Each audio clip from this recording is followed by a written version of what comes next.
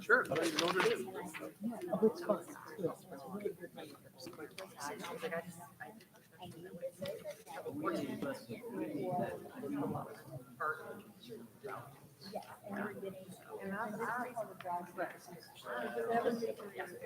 I had this come up. My daughter, my son. I'm like, I literally have them two places. No, I just. Yeah. Okay. Some of those, yeah. Usually, like, never. You need them here, yeah. Did you get this? No, I don't think so. Yeah, I think would. Thank you very much. Yeah. Appreciate it.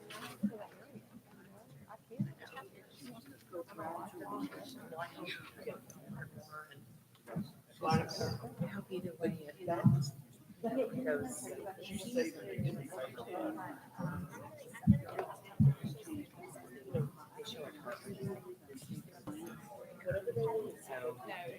it is good.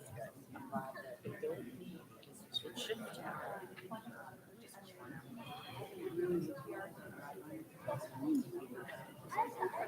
Just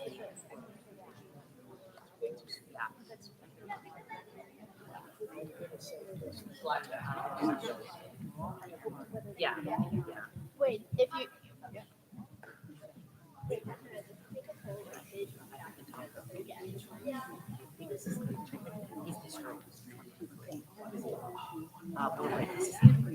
So we're all right. Yeah, good to see you too. Hey, Charles. How are you?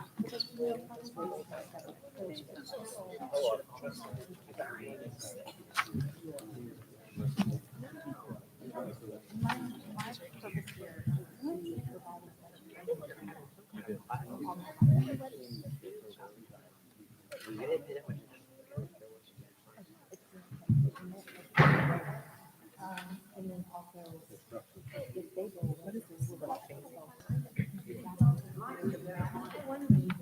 And then split facing on side streets.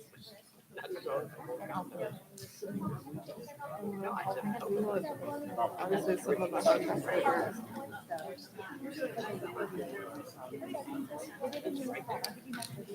Like they can put all of that in without building any of that. I don't understand what they don't. If that's gonna improve. Yeah. There isn't a single thing on there that requires development. I wonder if this was like based on that meeting, I think it's based on the study that these people did. Their recommendations.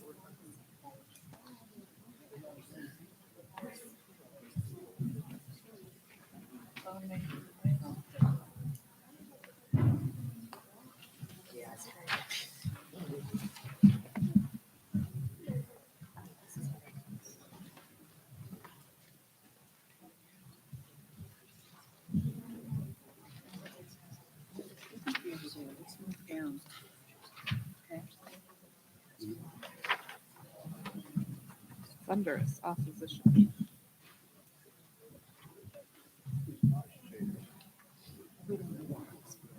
This must be the lady that posts on next door. Like all the same stuff. Why are you doing that?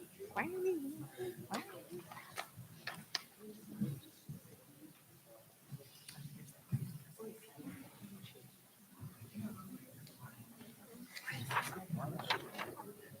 Well, that's not part of the program. That's a protest flyer. Oh.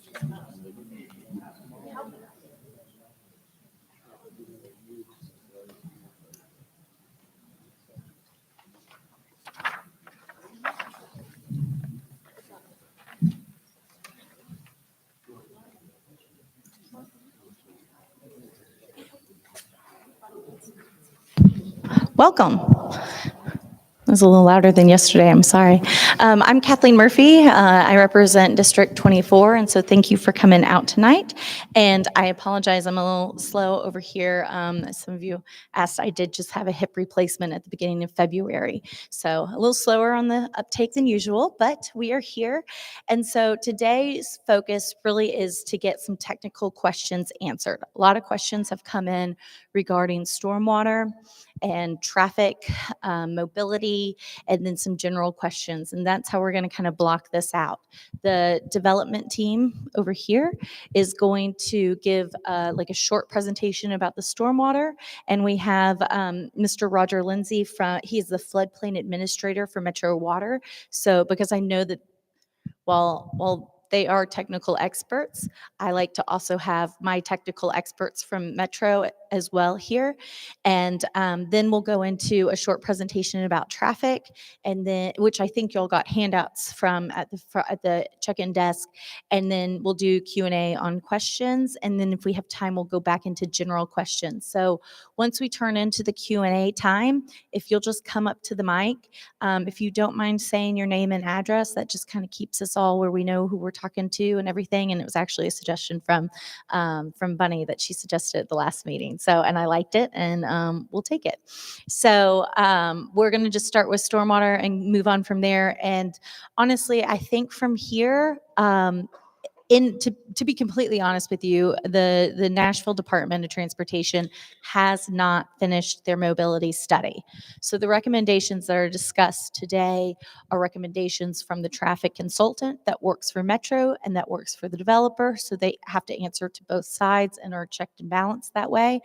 But that mobility study is not done. And I think our next meeting really needs to be from the Department of Transportation explaining to us what is their mobility plan, because it is tied to this project, but it is separate from this project, right? I was just talking to some neighbors about the fact that this intersection has been a mess. I'm 38, and it's been a mess for longer than I've been alive.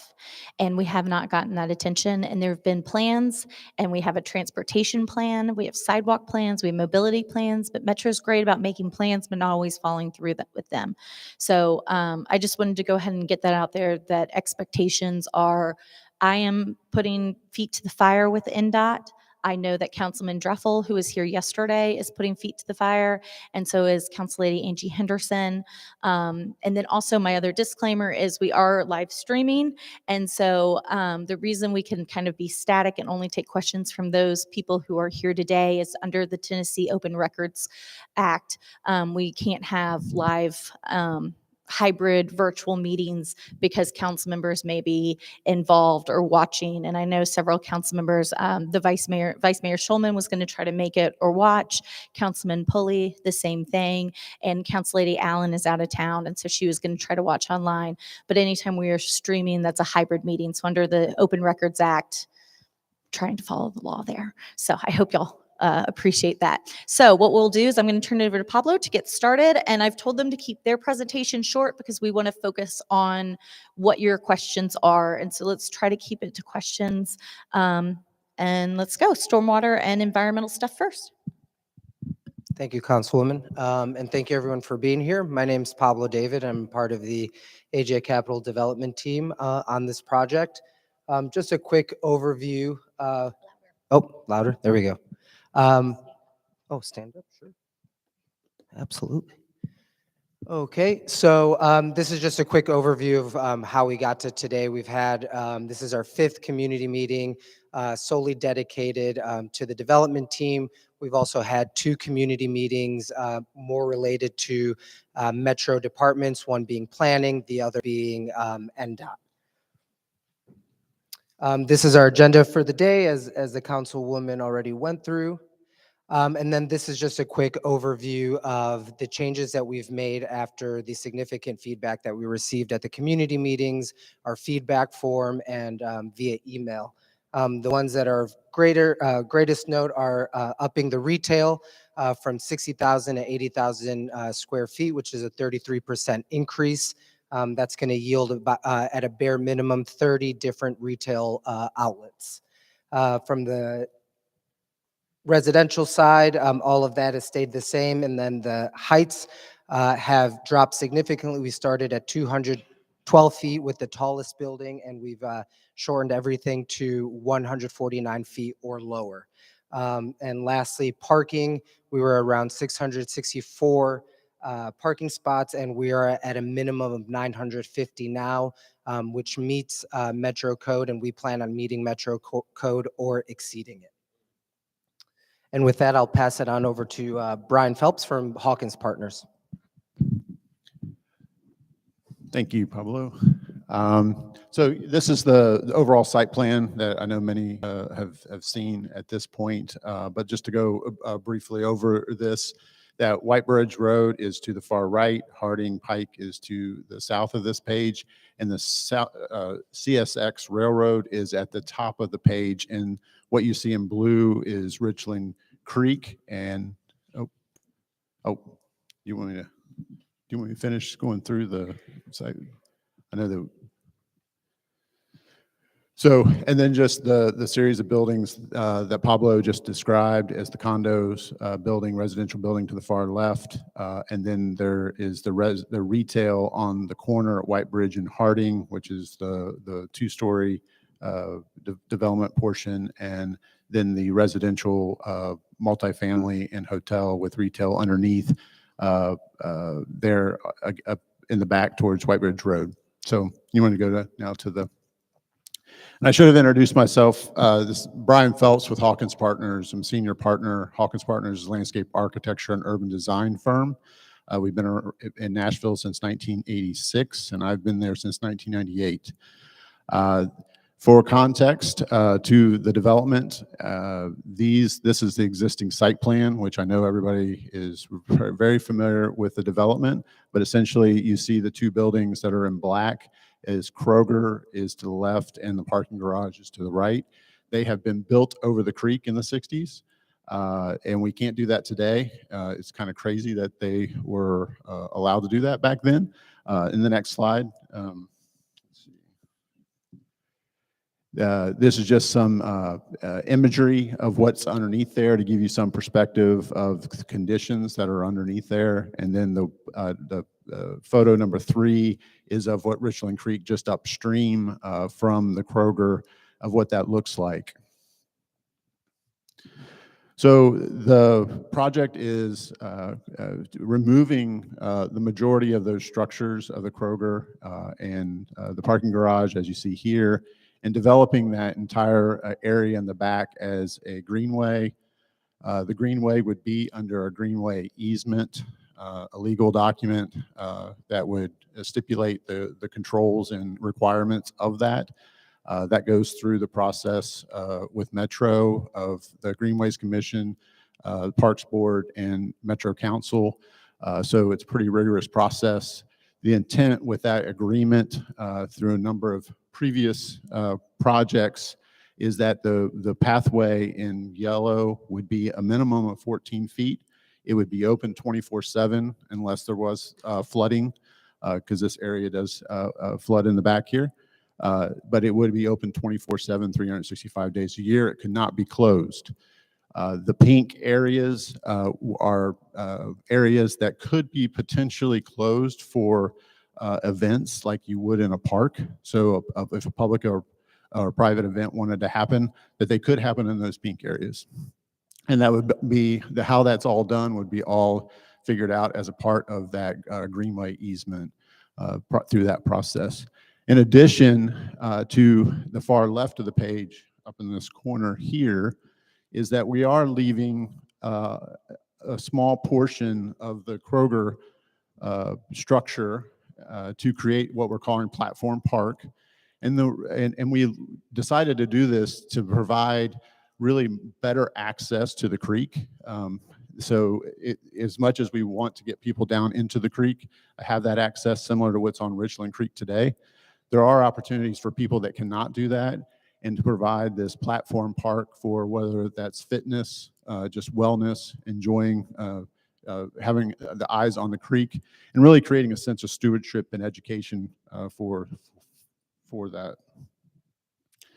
So as we start to look at like how is this project transforming this site from what it is today, these are just some statistics that we were putting together to just demonstrate the significant impact that this project will make on the current site. That essentially, if you think of just the landscape and green space as that area in the back is restoring the habitat along the creek, adding additional landscaping, adding additional trees. We're adding over 250 significant sized trees within the project. That accounts for 277% more green space than there is today on the site, because primarily all that is buildings or pavements. And then if you take into account the open space, which we're defining as plazas, sidewalks, as well as the landscape areas, but they're places that you can inhabit and enjoy as the public, and making those accessible, that the site, that those make up around 60% of the site, which is comparatively to today a 370% increase within for the open space. And so a picture speaks 1,000 words, as they say. So we've developed some renderings and before and afters of what this looks like. And the one on the top, both of these images are from the back area that you see with the current development. And currently that's being used, whether it's parking, it's loading for the tenants, it's for the dumpsters, etc. I mean, one of the things is, as good as the tenants really try to keep things clean and organized back there, there inevitably is garbage, plastic bags, things like that run off into the creek. So the idea that this is transforming that use is being taken back and put to the public in the back there. But you can see the imagery here of a series of boardwalks and overlooks and additional landscaping that we'd be adding to that. And ultimately, all of the landscaping that we're adding and the trees, that will slow down the water. It will be absorb the stormwater. It'll also clean the stormwater before it gets to the creek. So we will increasing the water quality of the creek and the watershed overall. So I'll let John Gore is going to talk more about the flooding. Thanks, Brian. My name is John Gore. I'm with Barge Civil Associates. We are a civil engineering firm located on Charlotte Pike. We're about approaching our 30th year in business, and appreciate the opportunity to talk to you today.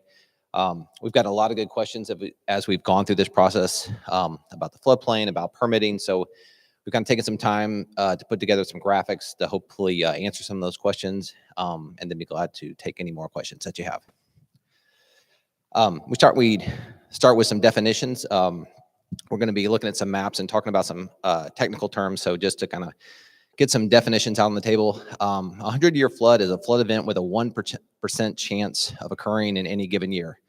The term might tend to sound like it's a flood that will only happen once every 100 years. But again, it's a probability that has 1% chance of happening in any given year. And that's about the way that FEMA models it, it's about a rain event, for instance, that has about 7.5 inches of rain in a 24-hour period. So that's how they define an event that would cause a 100-year flood. And a 10-year flood is just a smaller flood. It's a rain event that's about 5 inches of rain in a 24-hour period. But that has a 10% chance of happening in any given year. And then the floodplain elevation is just the elevation that the FEMA would expect a creek to get to in that event.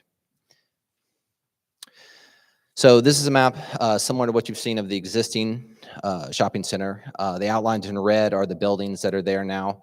You can see the Kroger on the left. You can see the L-shaped kind of parking garage that wraps around the back of the strip center, and the strip center on the right.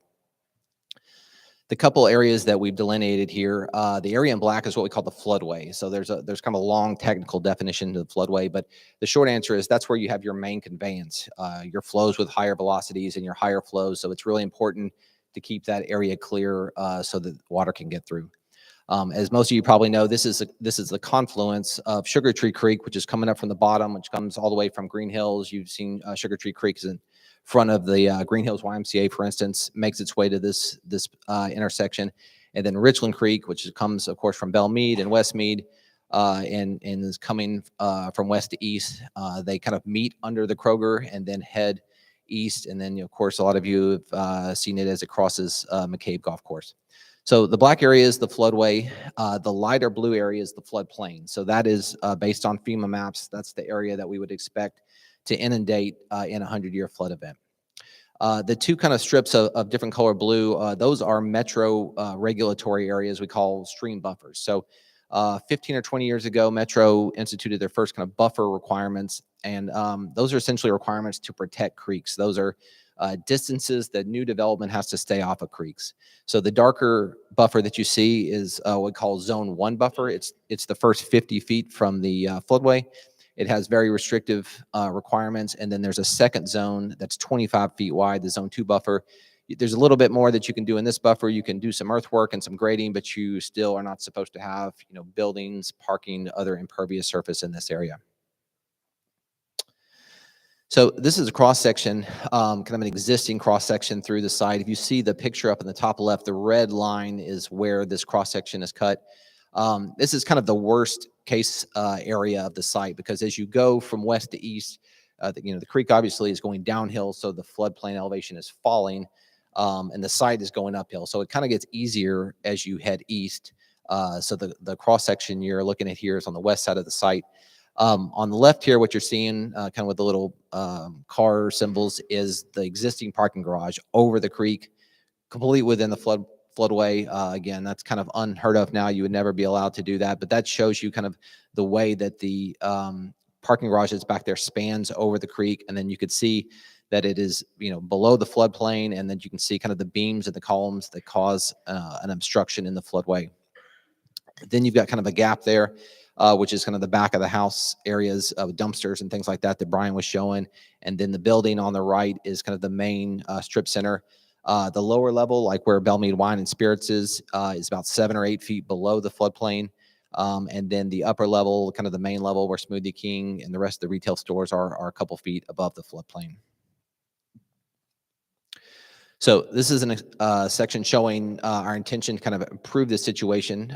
So what you're seeing now is Richland Creek still on the left. This is still a cross section cut in the same place. So you can see the existing floodway line that now the new development will be respecting. You can see that first 50-foot Zone 1 buffer and the second Zone 2 buffer. And so you're seeing the buildings completely pulled out from the buffer. So that distance is 75 feet. So when you take into account the other distance from the creek, it's about 100 feet that we're pulling the development off the creek. The two kind of gray areas that you're seeing over on the right, the gray area that's above is the tower that's going up. So that finished floor right now is proposed to be 472. So that's 7 or 8 feet above the floodplain. Metro regulations require commercial retail to be 1 foot above the floodplain, and residential to be 1 foot above the floodplain. But we've endeavored to keep this development 7 or 8 feet above the floodplain. And then the lower level that you'll see is the parking garage. And that is, again, proposed to be about 462, which is still going to be about 6 feet higher than the lowest level of the commercial now. So again, we're endeavoring to pull this development away from the creek, but then also raise it to improve on the floodplain. And this is just kind of a combined slide that shows the section. You can see it all kind of overlaid with the parking garage and the existing center, and then what we're proposing moved back away from the creek and raised. The last slide that we've had some really good questions as we've gone through this process concerning, what are the checks and balances? What permits does this development have to go through? How can we make sure that the things that we're talking about in all these meetings happen and get done? So we've kind of developed this flow chart that kind of shows the steps that our team will have to go through to get this from conceptual to actual get permits to build this development. On the left is where we are now. That's the preliminary SP rezoning as we're going through the meetings and working towards planning commission and our council hearings. Once we're past that, there's really 4 processes that our team will go through. And they really all have to happen kind of concurrently because they all affect each other.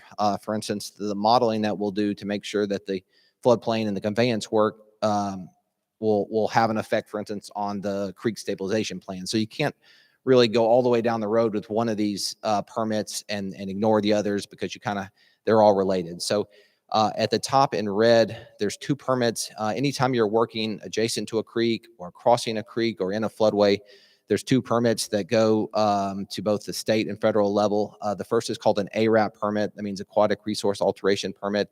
It's a permit that goes to TDEC. And the second one is called a nationwide permit. That's a permit that goes to the U.S. Army Corps of Engineers. So those are permit packages that we'll prepare that have calculations, plans, reports, blasting reports, photos, things like that. Those go to those two agencies and get reviewed and approved. The second step that you see in green is called a no-rise flood analysis. And so that's a package that we prepare. We actually get the model that the U.S. Corps of Engineers has already prepared for FEMA that kind of shows their existing model of their analysis of what's going on today. And then we prepare a second model that will show what's going on after all this development occurs so that they can review both models. And that's why they call it a no-rise, to make sure there's nothing that's going to happen with this development that would cause the floodplain elevation to rise. Those submittals go first to Metro Water Services to review, and then after that, they go on to TEMA and FEMA for review. The third permit that we go through, or it's actually kind of an approval, is for our stabilization plan. Once we pull back all the structure and buildings and retaining walls and columns, we will be working on a stream rehabilitation plan that's going to show kind of the new stream bank, that's going to show plantings and the materials on the ground, habitat, all those sort of things that are needed to restore the stream bank. And that actually goes to what we call the Stormwater Management Committee. That's a committee of citizens appointed by the mayor. And so that plan has to go to them for approval before any permits can be issued to rehabilitate the stream.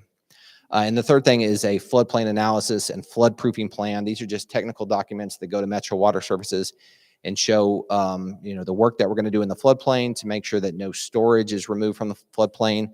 If there's any parts of the building that need to be flood proof, this documents those, and those also go to Metro Water Services to get reviewed. And so all four of these processes kind of happen together. And then once we're through with all four of these processes, we can proceed with our final permitting, which is getting what we call a grading permit, a land disturbance permit to Metro Water Services. And that's also concurrent with our final SP. Final SP is all the construction documents that go to Metro Planning for review. So all of that goes in together, and then permits are issued. And then on the back end, kind of the last step is that there's a big as-built process that's similar to all this that we do again at the end, where the new development is surveyed and all of that is submitted to Metro Water Services to make sure that they feel like what was supposed to be built was built. Pablo? Yeah. So yesterday we ended on that slide, and I found it, like I said, I think yesterday was incredibly dry and boring, but impressive, because I didn't realize how many steps and agencies there were in that. So some of the things I'm going to do is also kind of repeat some answers that we had yesterday. And Mr. Lindsay, if you could come on up too from Metro Water. So in that process, one of my questions yesterday was to confirm, I believe that at the stormwater, the Metro Stormwater Committee, where you said those are citizens that are appointed by the mayor. They are confirmed by the council, and so I have met several of them. And then there is a public hearing there, and then also at the state level with TDEC, there is a public hearing there. Is that correct? That's correct. The ARAP permit has two kind of levels of permit called an individual and a general permit. For very simple things, like you might just be crossing a creek with a water line or something, that's called a general permit. It does not have public review. But for a huge project like this with a lot of impact, it's called an individual permit, and it does have a public review period. So throughout this whole process, if this were to pass, there are other chances and other things that we can have public hearings on and things like that. So Mr. Lindsay, what I did yesterday with Mr. Palco is kind of put you on the hot seat. Is, can you verify everything they said with that process and thing was accurate? Is there anything you'd like to add about the way development gets approved by Metro Water? And then also, can you confirm whether they can build where it would be flooded or not? Sure. First of all, I've been with Metro Water about 15 years, and all during that time, it's been in association with the construction of new projects. And obviously in a case like this, the reconstruction of a site that's suited for development And of course, there's a lot of focus and a lot of attention paid to the fact that in the case of structures like this that existed prior to the creation of flood maps in the city, prior to the creation of and the highly detailed regulations that dictate what you have to do when you build in proximity to a creek or a river in the metro Nashville and Davidson County area. So there's an extensive process. The city of Nashville is a member of good standing with the National Flood Insurance Program. So we follow FEMA's rules. Our regulations are structured in a way that they meet the requirements that FEMA establishes to provide for good flood protection. And our concern, just as Tom and I've worked with Tom Palco for this entire 15-year period and was involved a lot in the whole development review process. So I've worked with John Gore on projects going back a good number of years, and seen work also done by Hawkins Partners that have been done in very significant places around this city. Similar examples of things that we've done just not far from here on Charlotte Avenue, Charlotte Pike, where Richland Creek crosses under Charlotte Pike. There's a new police precinct that's built on the banks of the creek. That police precinct was built on the site of the old Crown, I think it was Crown Ford. And so that building was built and it was repurposed for the use as a police precinct by respecting the significant damage that can occur to that site because of its proximity to Richland Creek. That project included a lot of reconstruction of buffer areas. Under the old Crown Ford site, the asphalt went literally all the way down to the banks of Richland Creek, and now it's pulled back some significant distance. There was new plantings. There may be trails. There may be some greenway trails along that reach. We've got a meeting coming up soon where we're talking about the site across the creek, the old Pep Boys. We've all seen the video of the floodwaters coming through the front doors of Pep Boys. So there's reason to be concerned, the protection of life, the protection of property, and things like that. So we see this as an example of a way that you can come into a site that is a significant part of the nature of this community. The Kroger store, when I first moved here 30 years ago, the Kroger store was a place that I shopped. But what we see here is an opportunity to come in and to reconstruct in a way that restores the integrity of the creek, that restores the aquatic features of the floodplain, the floodway, the different permits that we described that were described by Brian and John in their presentations. That's right on the mark. It's what's required to do a project like this. We work extensively with the Corps of Engineers. They do all of our modeling of all of our creeks and rivers. They have modeled and mapped over 350 miles of creeks and streams in the Nashville area. So that they're an integral part of what we do and the way we evaluate our creeks. And they're the ones that establish where the flood levels are.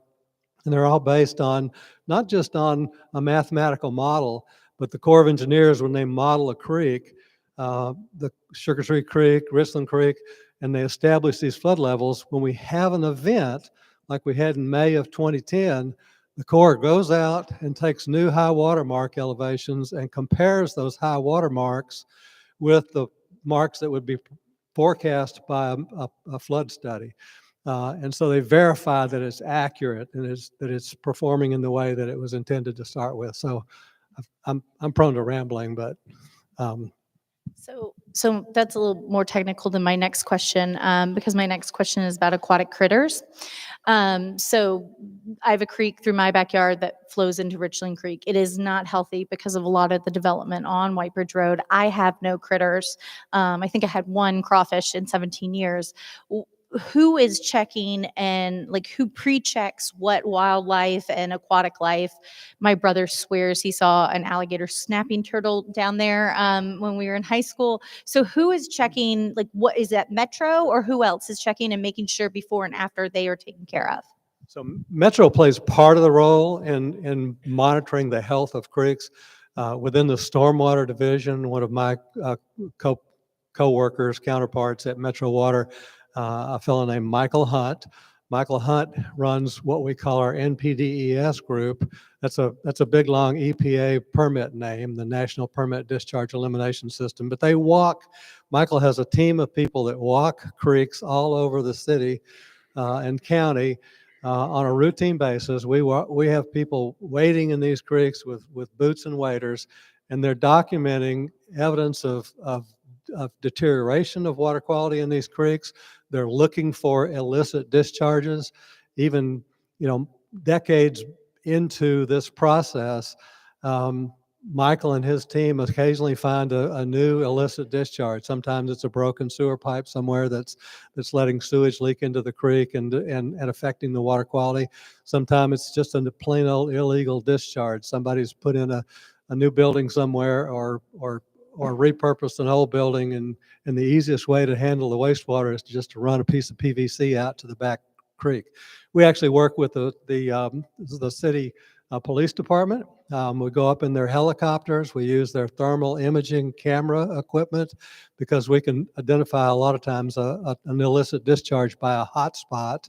Those thermal imaging cameras will identify the presence of a sewage discharge into a creek. And so we rely on that as well.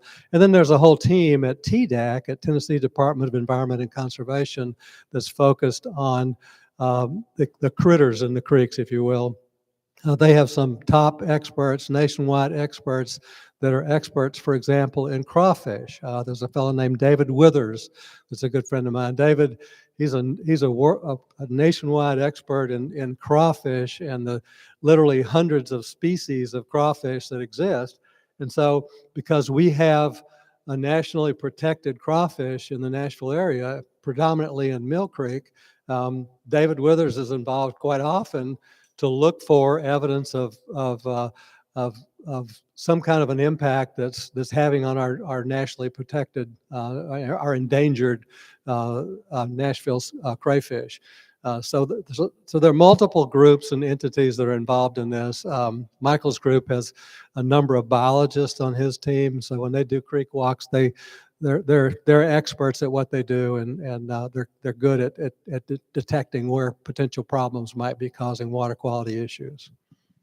I'm sure the crawfish are happy that Mardi Gras is over.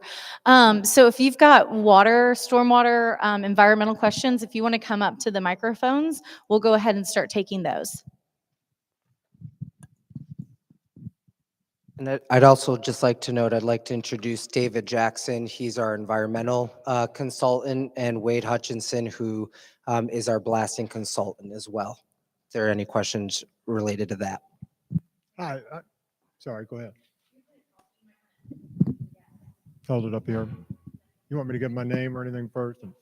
I'm Randy Horek. I live in West Nashville in Cherokee Park. I have a stormwater related question. I respect the intent of what is trying to be done here in regards to improving the creek, but I can't help but when I hear this presentation, I think of my late father-in-law, who was an old Tennessee geologist, told me a story one time about a TVA facility they were going to build in East Tennessee. And the Army Corps of Engineers had classified that valley as a 100-year floodplain. So they built the facility with confidence, and the next year they had a 100-year flood event and wiped it out. But because it was a 100-year flood event and the risk was only 1 in 100, they decided it was okay to rebuild it. And 2 years later, they had another 100-year flood event and wiped it out. So after that, he said they decided they better reclassify what a 100-year flood event in that site had. I worry about that here. I have a lot of respect for Metro Stormwater. I've worked with some of those folks before on doing research for articles about stormwater runoff on Richland Creek. I respect the Army Corps of Engineers too. But I remember in 2010, that area of the golf course down on the northwest end of it by 54th Avenue, I went down there the Sunday when the flood ended. It was as wide as the Cumberland River. I remember over here at the Kroger on this campus, I coached a couple of kids whose relatives were swept away there at the Kroger site and died in that flood. And so it strikes me as hubris to say this is a flood-proof development in spite of the best science and the best research and the best minds, because I think of what happened in East Tennessee. And my question is, when it floods again, who's going to be responsible for the cost of remediation of that? Is Metro going to have to bear some of the cost of that? Is that going to be entirely on the people who are who have bought residences there and businesses there? I'd like to just see that addressed. Thanks. I'll start with that. So I first agree with your comment about, nobody can predict rainstorms. These are all kind of based on models and probability of what somebody thinks a rainstorm is. So that kind of speaks to when we are, advising a team like AJ Capital on something like this, that, we don't tell somebody, hey, this is the 100-year floodplain. If you put your building 1 foot above it, we promise you it's not going to flood, because again, nobody can make those predictions. So some of that gets back to, as we look at this whole site, we talked about that the finished floor elevation of the main, the lobbies and the commercial and everything, all the finished spaces are 7 or 8 feet above the floodplain. So we've done everything we can to try to, to not end up having, the whole thing out of the ground and not level with the street. We've kind of pushed this as far up as we can to make sure there's as much kind of what we call freeboard safety area as possible. As far as if there was a historic flood and there was flooding, I don't think there's any scenario where Metro specifically is on the hook for replacing that. Any building, whether it's residential, commercial, that's on a parcel that's adjacent to the floodplain has to have flood insurance that covers that sort of thing. So I don't think there's a scenario where Metro government would have to get involved. And that's a great series of questions and points that you raised, Randy. As John said, as a homeowner or a business owner, you would be responsible for repairing the damage to your property. And that's why we encourage flood insurance. I frequently talk to people. I'm typically the person, if you were to call Metro to raise questions about floodplains and things like that, you would typically end up with me. And so I have people all the time say, I want to get my property declared out of the floodplain because then I won't need flood insurance. And I said, well, let me clarify something for you right quick, because I will never say you don't need flood insurance. You might be able to have your property declared out of the floodplain if the elevation is high enough. You may not be required by your mortgage company to carry flood insurance, but if you're that close to the floodplain, you probably need flood insurance. And so those are good points to raise. The 100-year level is a level that was established within the industry decades and decades, if not 100 years ago. It's a standard by which we regulate design. One of the things that FEMA does, two things FEMA does. One is they only require that you build at the base flood elevation, the 100-year flood elevation. Metro requires that you meet a 4-foot freeboard, as John just said. We're going to require you to meet a higher standard, 4 feet higher. And I speak at national conferences every year, and I talk to people and floodplain administrators around the United States, not just every year at conferences, but I get calls every week from people around the country.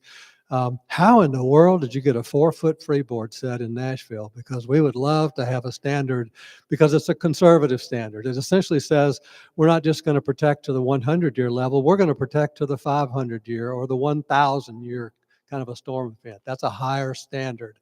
And by building new structures to meet that, or by retrofitting old structures, if you meet certain requirements, by retrofitting old structures to elevate them up, we've elevated a lot of houses since the 2010 flood to make them more compliant with our regulations and the higher freeboard requirements. But that gives it a higher level of safety and a higher level of standard. But again, all we can control is the way a structure is built. We don't control the weather. So the folks in Waverly and McEwen, 18 months ago, got 17 inches of rain during daylight hours of one day, including 3 consecutive hours with 3 inches, 3 inches, 3 inches. It rained 9 inches in just 3 hours during that dreadful day. 600 houses didn't just get water in them, they were swept off their foundation. It's the reason we're passionate about regulating the way we build structures in or near floodplains. It's the reason why on the surface we prohibit construction of new stuff in floodways, because as John mentioned in his presentation, that's where the high velocity conveyance of water is during a storm event. Super technical. Thank you. Like, this is why I'm so glad we have Metro Water experts. Young lady, you were next.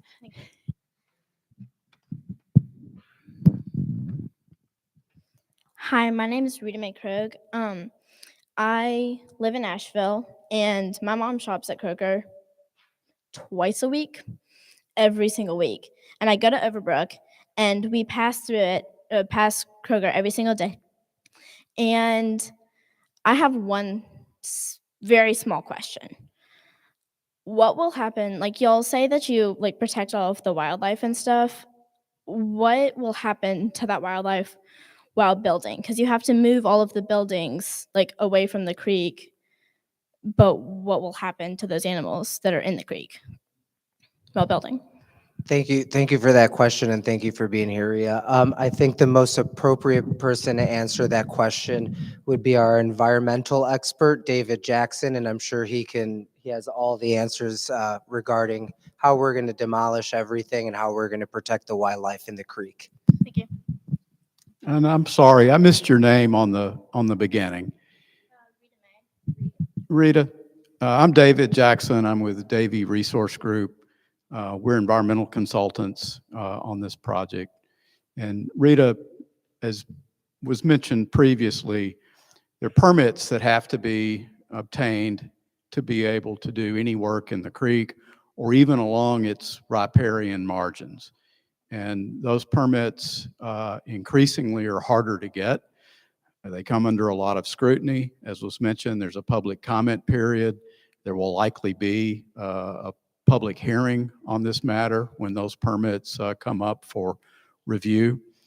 And so all of this is enshrined under regulations, laws that have to be followed to be able to, one, obtain the permit, and two, to be able to implement the project with the permit.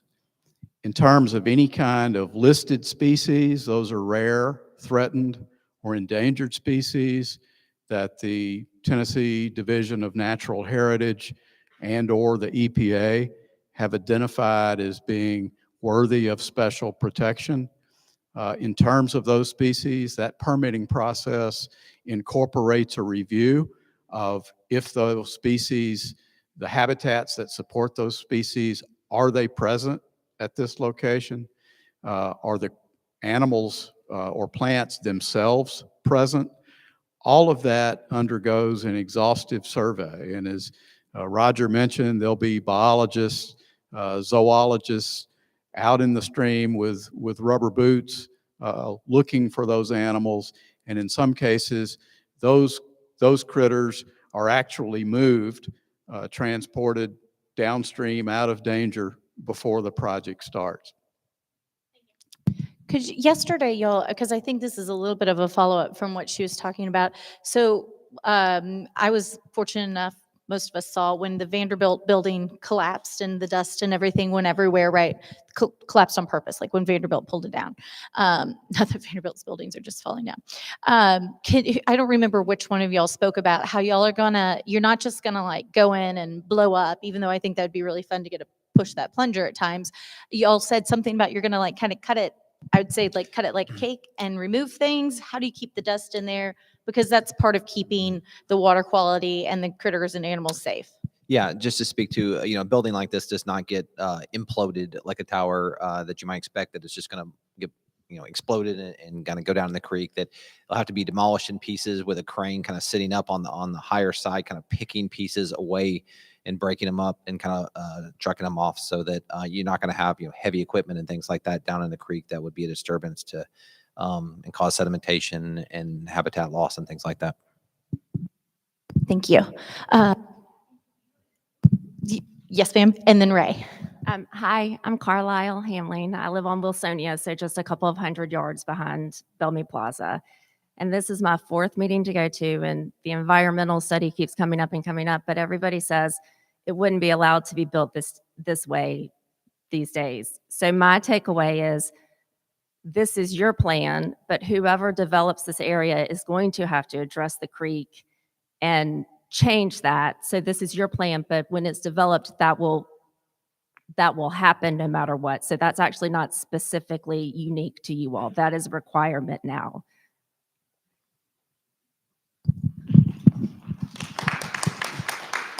Yeah, so I'm going to let you all take some of that, but so the MUL zoning, so two separate things. So I'm going to kind of address a little bit separate of your question. So if somebody just bought it outright, if they just bought it outright and moved into the existing buildings, they can just move into the existing buildings the way they are. So I think there's been a little bit confusion of like, if it's just bought and like a Best Buy or something went into where the Kroger's is, since the Kroger's is moving regardless of this project and things, right?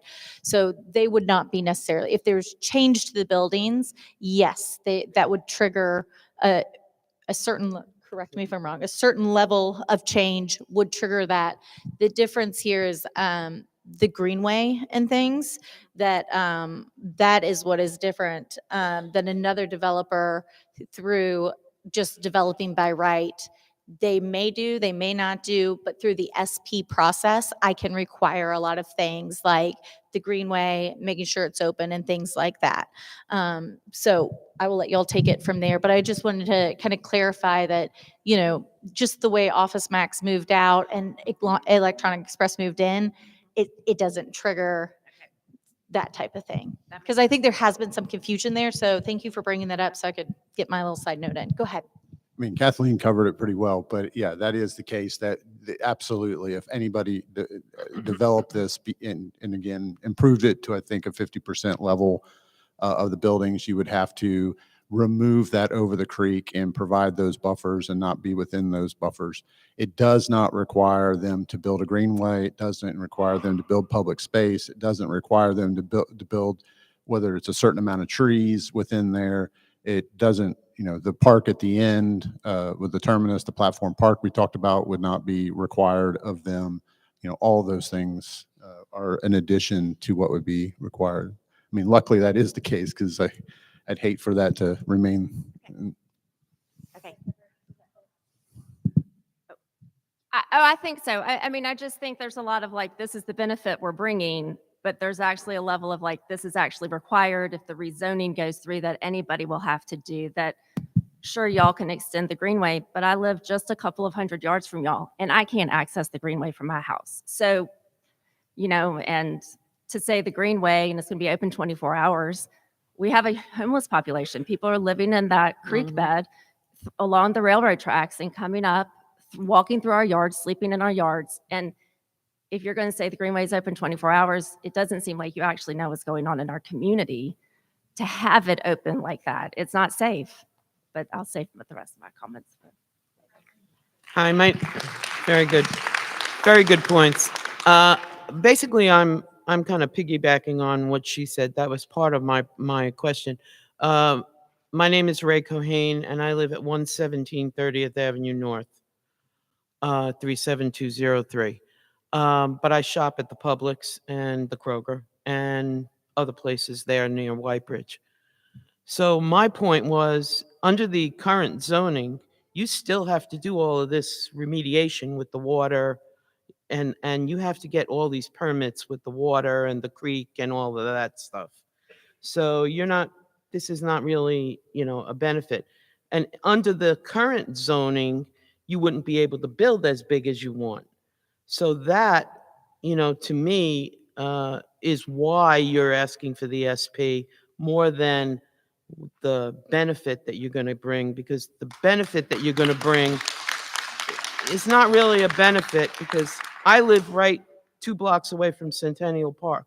And the whole time during COVID, I know what that woman's talking about, because people were defecating on our sidewalks. It was just absolutely terrible. And it's still pretty bad. It's still pretty bad. So I think that you still have to do all of these permits, and you have to get all this permission and go to the Army Corps of Engineers and do all that stuff under the MUL.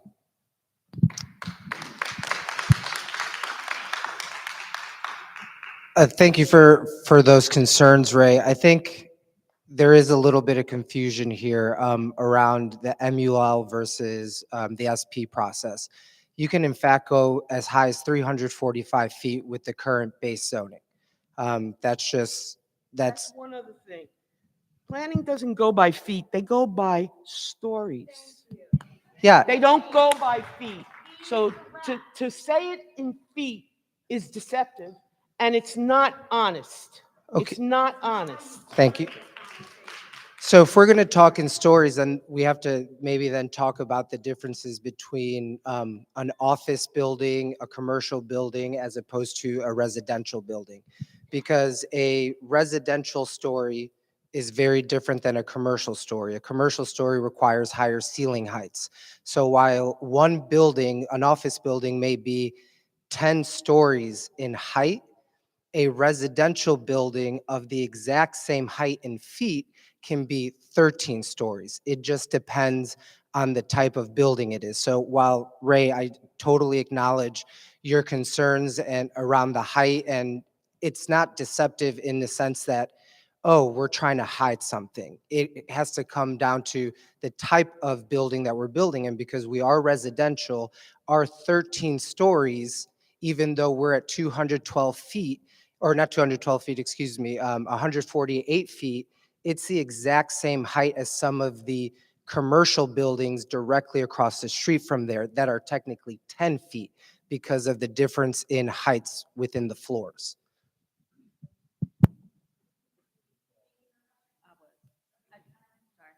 I had a question about crime. So, I mean, I'm seeing these hotel guests coming through, and I'm seeing a lot more people, these multifamily trips and things like that. What precinct is here? And all this traffic is going to increase crime. I don't know. And may I also ask a question? This is my first meeting, I guess, that I've officially been to. Other than AJ Capital, I guess, who is for this project? Like who has come to these meetings that actually said, like, we're so excited this is happening? I mean, I'm not even trying to be funny. I'm like, is there somebody in our community who's really for this project? Just out of curiosity. So we can address we don't have our traffic engineers up here, so I'm going to save some of those traffic numbers and questions for when Beth and them are up here.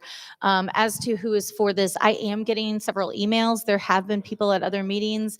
They have expressed to me that they don't feel comfortable necessarily speaking up because there are so many people who are loudly against it, but I am getting a lot of emails that are for it.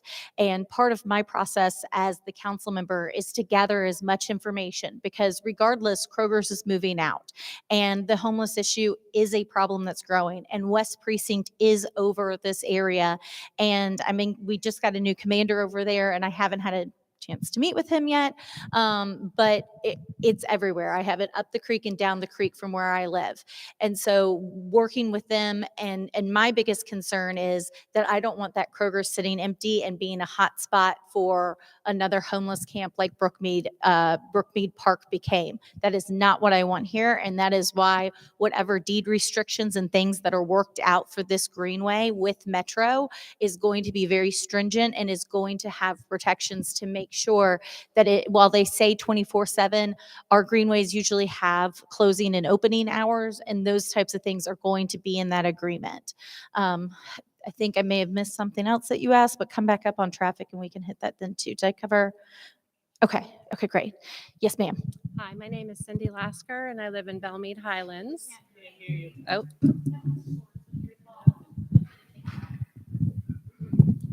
Hi, my name is Cindy Lasker and I live in Belle Meade Highlands. So I'm just curious, could you quantify when you say you get a lot of emails in terms of support of this proposal? What is a lot? I haven't kept account. I usually tally towards the end, but I will be honest that there are a lot of people who were opposed to it in the beginning and have now sent me letters since they've reduced height and things like that, saying that they are now in support of it. I know that there was an original letter sent to me that had several neighborhood leaders and things on it that have pulled their name off of that and sent me letters of support. And so that's part of this process too, of why I stay neutral through the process of getting all of this information, because I know as I put pressure pressure on them to make changes based on the feedback in these communities. There are community meetings. There are people who change their minds. And I want you, whether you're against it or whether you're for it, to feel comfortable to tell me why you're against it or why you're for it. And so I don't have a quantified number at this point because I do know that numbers change up and through the entire process. So you will quantify it at some point? I usually don't tally exact emails or numbers, but that is turned into the planning commission. And so the planning commission has all of that that's sent to them before it goes to the planning commission. You'll be able to see that it's all on their SharePoint. Okay, well, It is public record.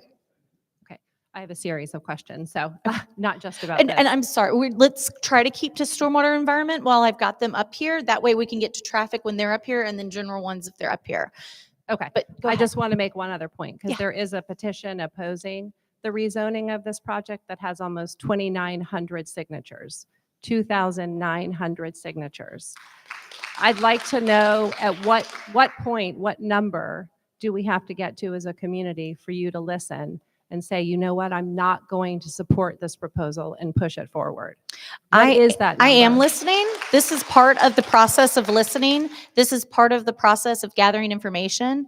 I know that petition is out there. And part of that, I've looked at some of the comments. I've seen some comments online and things like that. But part of this is gathering information. And also, as I said before, this is also driving NDOT to get a mobility study done that is desperately needed. And the feedback and the comments that y'all are putting in emails and to the planning commission and online and things, that is why they lowered the height. That is why I've told them to lower the height. That is why they've added more parking. They've added more retail and things like that. But I don't think that it's at a position that I can support it yet. I mean, I'm neutral right now, but they've got work to do to gain your support if they can. And if they can't, this isn't going to move forward.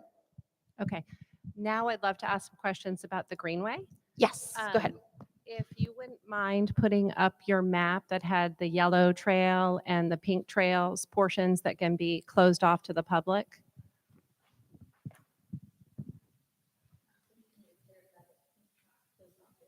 I'm sorry, pink can be closed off for public events. I rephrased. Just similar to a park, yes. Correct. Yep. Sorry, because we did have some questions yesterday. So those pink parts, yesterday there were questions about it, and it would be, but one thing that I made very clear yesterday, that when Metro and the council have learned from the Greenway at the baseball field and the Greenway at Ascend Amphitheater, and trust me, if this is going to go through or anything like that, this Greenway will not be handled the way that those are, where they are shut down for their events. The devil is in those details. And yesterday there were a couple of real estate attorneys and things like that. And I'm happy to make that process public and even ask for that in writing before it goes to planning, because under no circumstances would I support a greenway that could be shut down the way the baseball stadium greenway is. I don't even consider it a full greenway because it's shut down so much, and same with Ascend. So, but go ahead. Okay. So my family is an avid user of greenways in the area. We run and walk our dog on Richland Creek. We go to Shelby Bottoms and do all the 4-H nature programs. I have never been on a greenway that is next to 4 buildings that are 110 feet high, 130 feet high, 140 feet 1 feet high, and 149 feet high. Never in my life have I been on a greenway that is next to buildings that tall. Could you please, I don't think a greenway is just a path that's 14 feet wide and has some trees planted around it. Not to mention it runs the rail tracks run right behind it. How is this a greenway?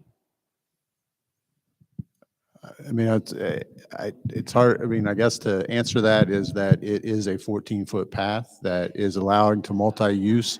It has a series of green spaces. There are a number of examples of green spaces and greenways that are narrow corridors all across.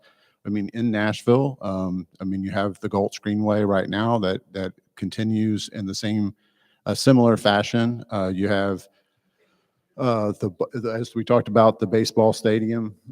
They're currently being redeveloped that has the greenway that's being shifted out of the ballpark that is up against a larger building.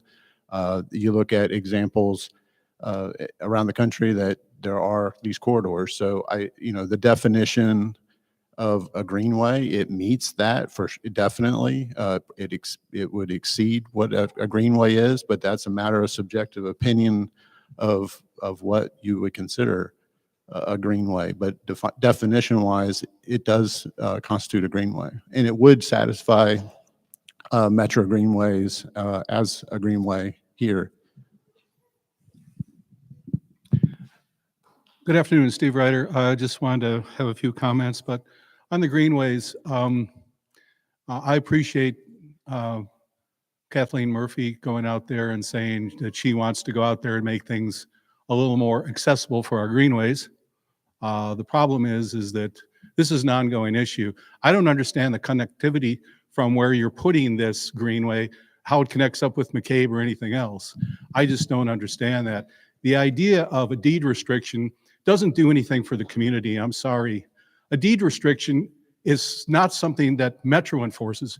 You have to have a private right of action to enforce that. And so I don't think anybody in this room here wants to spend $2,000, $3,000 to go out and say, I'm going to sue the owner so I can have access to that greenway. That just doesn't make sense. Deed restrictions are really useless on that. With regards to a comment that was made, you've gotten a lot of emails that have been in support of this. I just want everybody in the room to know any sort of email that you put to a council member is subject to a public records request. So you can go out there and actually see who supports and who doesn't support it. My final question really is with regards to your Army Corps of Engineers permit. I'd like to understand the permit that you are asking for. Are you asking for an 1118 permit? What are you essentially asking for? Because I don't understand. You have to go to the Army Corps of Engineers because you're going to do some sort of diversion of that creek, but I don't know what it is. But if you tell me what you're applying for the permit with the Army Corps of Engineers, I will know what you in fact are doing, and I would appreciate that. Thank you so much. Sure. And you will be able to tell, as Kathleen said, that it is a public process, it's public record, any of those kind of permits that go through, and there's actually like a public comment period. So you will have plenty of time to access any of that. But there won't be any diversion of the creek, no blocking of the creek. There won't be any permission granted to work in the creek. As we talked about a little bit earlier, the trick here is that we've got retaining walls, columns, and things like that immediately adjacent to creek. So what we've got to do is kind of pull those out of the creek without disturbing the creek itself. So I think there was a couple of questions in there, but as far as diversions, there's no intent to be working in, the creek bed, down in the water, or immediately on the bank. But what we've got to work through with our geotechnical engineers and structural engineers is how do you kind of cut columns and beams and slabs that are there in place and kind of pull them out away from the creek without disturbing the creek or damaging the creek. But to your second point, like I said, this is there's a TDEC permit and a core permit. They're both full public record. And when it's as extensive as this permit will be, there's a 60-day, I believe, public period where you could review all those permits. Just a clarification, I'm asking for what type of permit you're applying for. What sort of permit are you seeking? That's really the question. It's called a nationwide permit. The core permit is called a nationwide permit. No, I'm asking for the section that you're applying for. There's a certain section that you apply for. That's under Section 404 of the Clean Water Act. Thank you. It's a Department of the Army permit for dredge and fill. 404. Gotcha. Thank you, sir. So about the diversion, I wanted to give it to Mr. Lindsay because also and I don't know if you know this, when I was researching this through newspapers.com because I wanted to find some of the original stories about this, I was shocked and embarrassed that Metro Planning actually had approved this in the first place. And so, so was the creek, because I think it came up yesterday, was the creek diverted when this was first built? And is there any diversion that needs to be corrected? For example, actually you were talking about earlier about the creek in my backyard had to be a little bit straightened back to its natural form. Is that something that needs to happen here? I mean, I know you said no diversion, but is there past diversion? Because one thing I've learned from Metro Water is water goes where it wants to go. In spite of in spite of how old I look, I was not here when in 1960 when this structure went in. I think there seems to be, just from my observation, I've been under the Kroger building and under the parking garage just in the last 2 weeks, and the creek, Sugar Tree Creek, flows pretty much on a line from the bridge under the highway under Harding. It intersects the confluence with Richland Creek. The flow line is pretty much consistent down through there. I don't know whether I don't have any sense just from observation that there's been some rechannelization of the creek. There are pilings that support the parking garage that are in the creek itself, and we had conversations about the need to take those pilings out, probably at creek level, at creek bottom level. The great majority of our creeks in the metro area are limestone bottom creeks. So they're hard limestone bottoms, like a concrete bottom, if you will.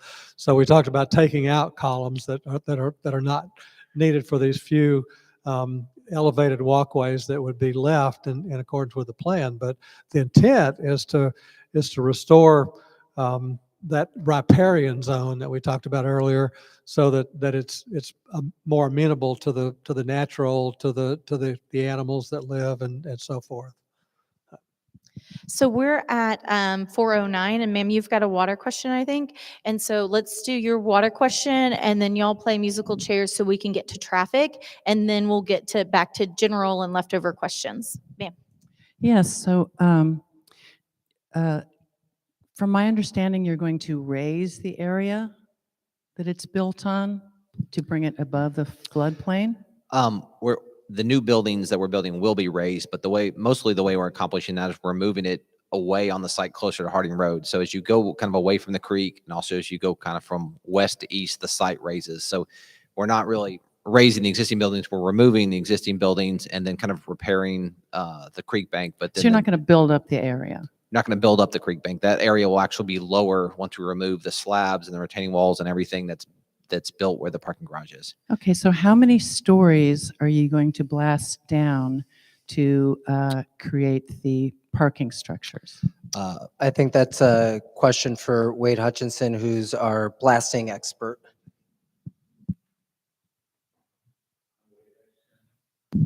I'm Wade Hutchison with BCE.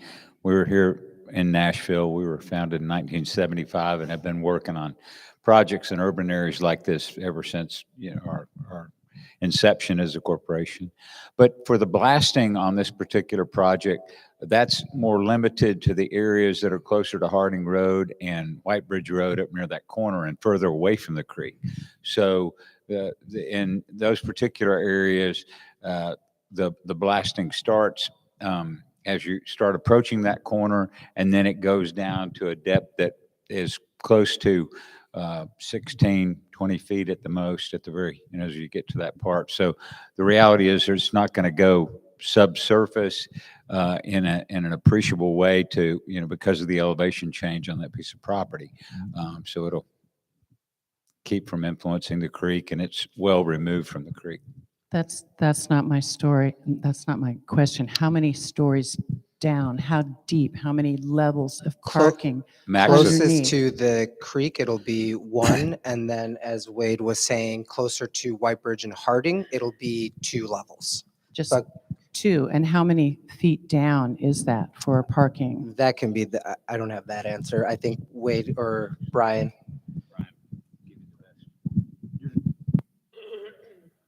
Sorry, you're asking how deep it is. Like, if you look at that cross section. How far down are you going to bring those so if you look at down? that cross section, if you're looking at where the building is today, in this cross section, you're really not going below what used to be the wine store. I think there at that location. I'm sorry, that's not my question. So my question but is, overall, just 1 second, just overall, that we would be going down 1 story for the parking garage for the majority of the site. So that is 10 feet for the parking garage, and you probably have, for trees and that, you could have 24 to 36, maybe 48 inches, depending on how you're working with the beams and that sort of thing. So you're talking probably 13 feet.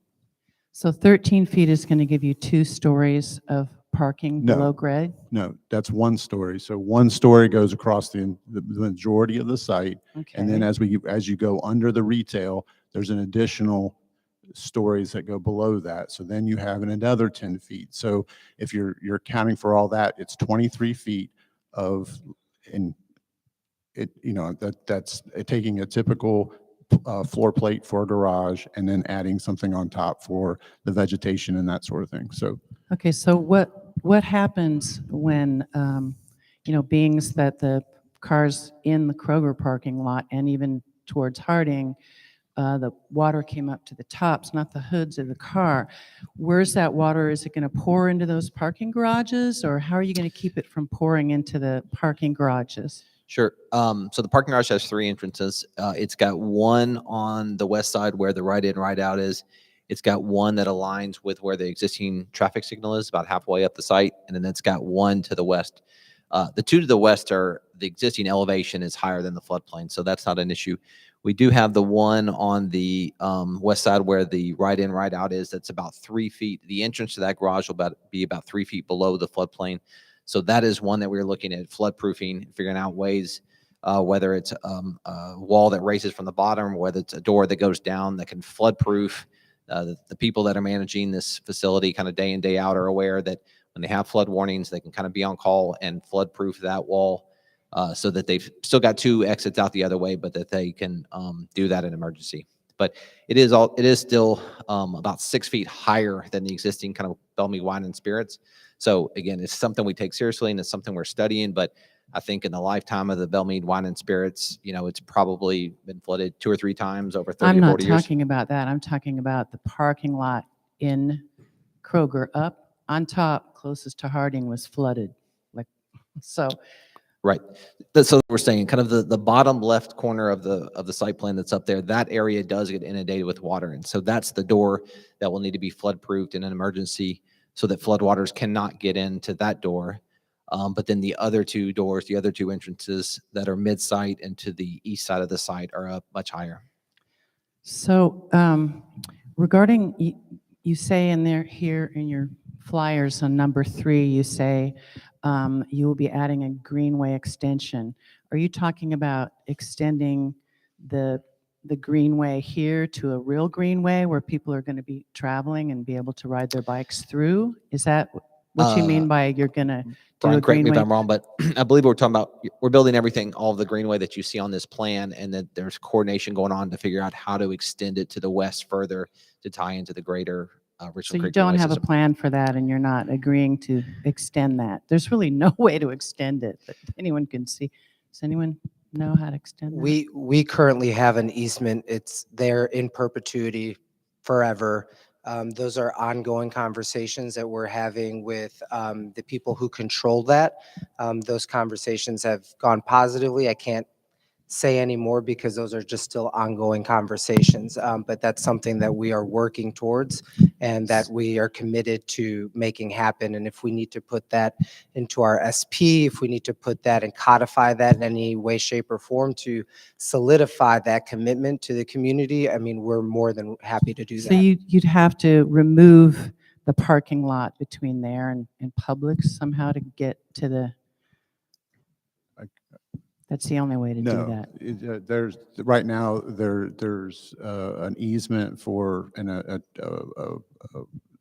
guess a truck access for the deliveries that come through there, and then there's the banks of the creek there. That come through where? The trucks that If come you through? there's a roadway that allows people to access That's from the the parking backs. lot. So you'd have to remove the parking lot there in No, order? but there is plenty of space to be able to accomplish, because it's not parking, it's used for truck pass through and to pick up a dumpster. There, the parking lot is directly underneath White Bridge Road, which is currently under an agreement with Metro and the office building that's there.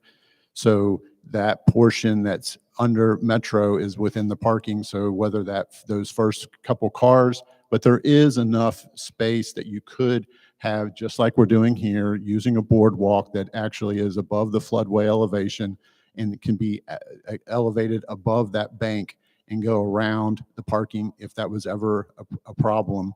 But currently, everything that we've looked at and the measurements that we're taking, we can have a 2-way drive that's there today.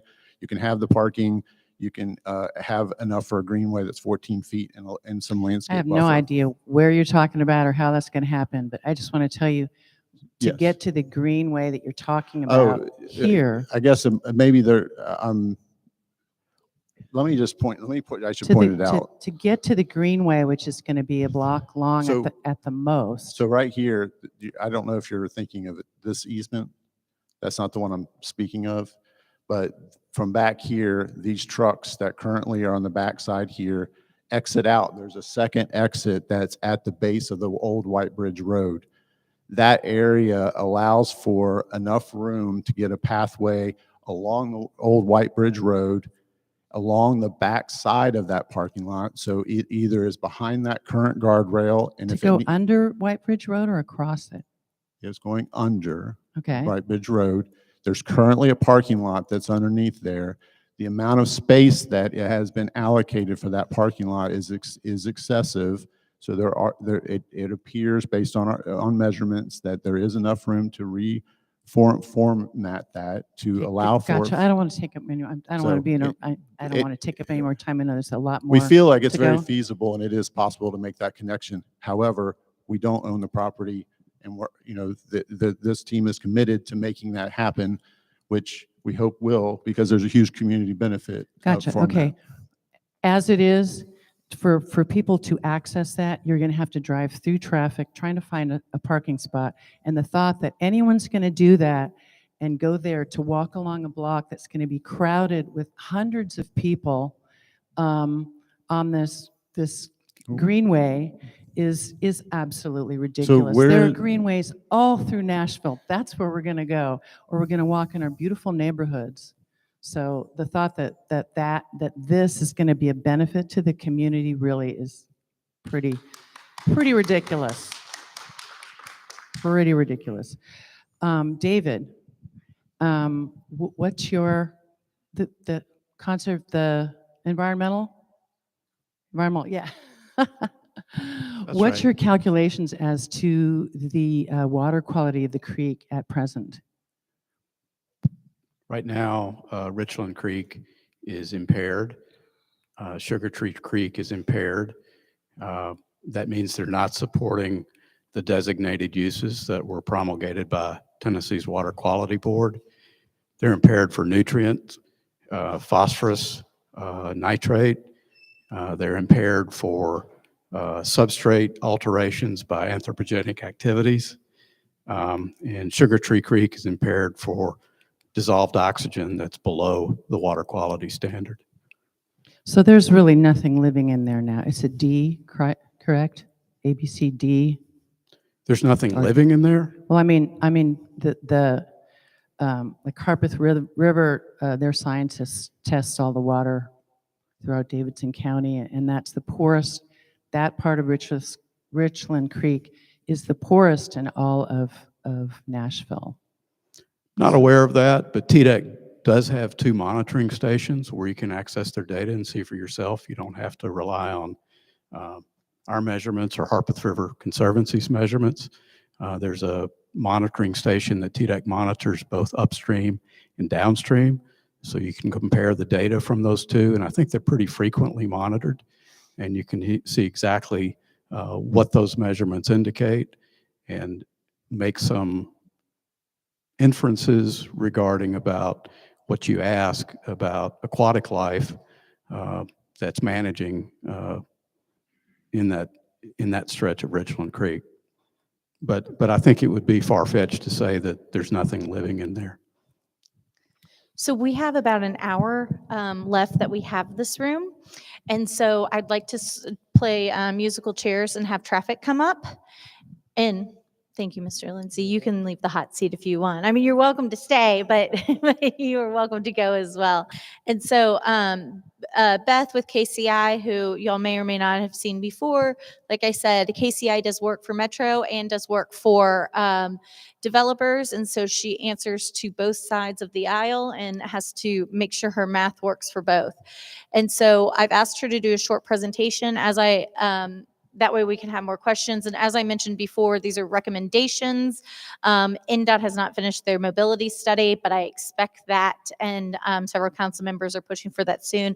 And I expect that to be our next meeting, because it's really, we can't keep moving forward and discussing other details or making conclusions without getting that from NDOT. So Beth, floor is yours. Thank you. Oh, you caught me right in the middle of a sip of water. So yeah, Beth Ostrowski with KCI Technologies. I am not presenting much new material, any new material today. If you heard me a week and a half ago, the facts have not changed. And part of that is NDOT has not made their decision on what the conditions are going to be on this development or finish their review of the mobility study. Not to say that we haven't been trying. I have been on the phone with Metro and NDOT probably every day since the meeting a week and a half ago, and my team has responded to comments and questions from them and are providing an update with some additional figures to the study on Monday, I believe. Oh gosh, that's tomorrow. The weekend is it's so bizarre. We're working feverishly and we're trying to get those answers, but I don't have any changes in terms of recommendations. I want to really spend my time today, and I'm going to be very quick, talking through the handout that you were given as you walked in today. If you did not get the handout, I know some people were walking in late. Can you raise your hand and somebody could bring it around? Thanks, Zach. I just want to have everybody understand what they're looking at and hopefully resolve some questions that you may have before you even get to the microphone. First off, you have two handouts. One says traffic study at the top, the other says mobility study at the top. If you recall, we have done two separate studies that are different in scope, and the traffic impact study is for this development specifically. The mobility study looks at the area as a whole and multiple developments that are coming in the area. So we're looking at it more broadly. The traffic impact study is limited by design so that we can look at the impacts of a specific development. That is the intent of that study. What these handouts show, they are not the study. There were some questions about that yesterday. Our mobility study is almost 900 pages.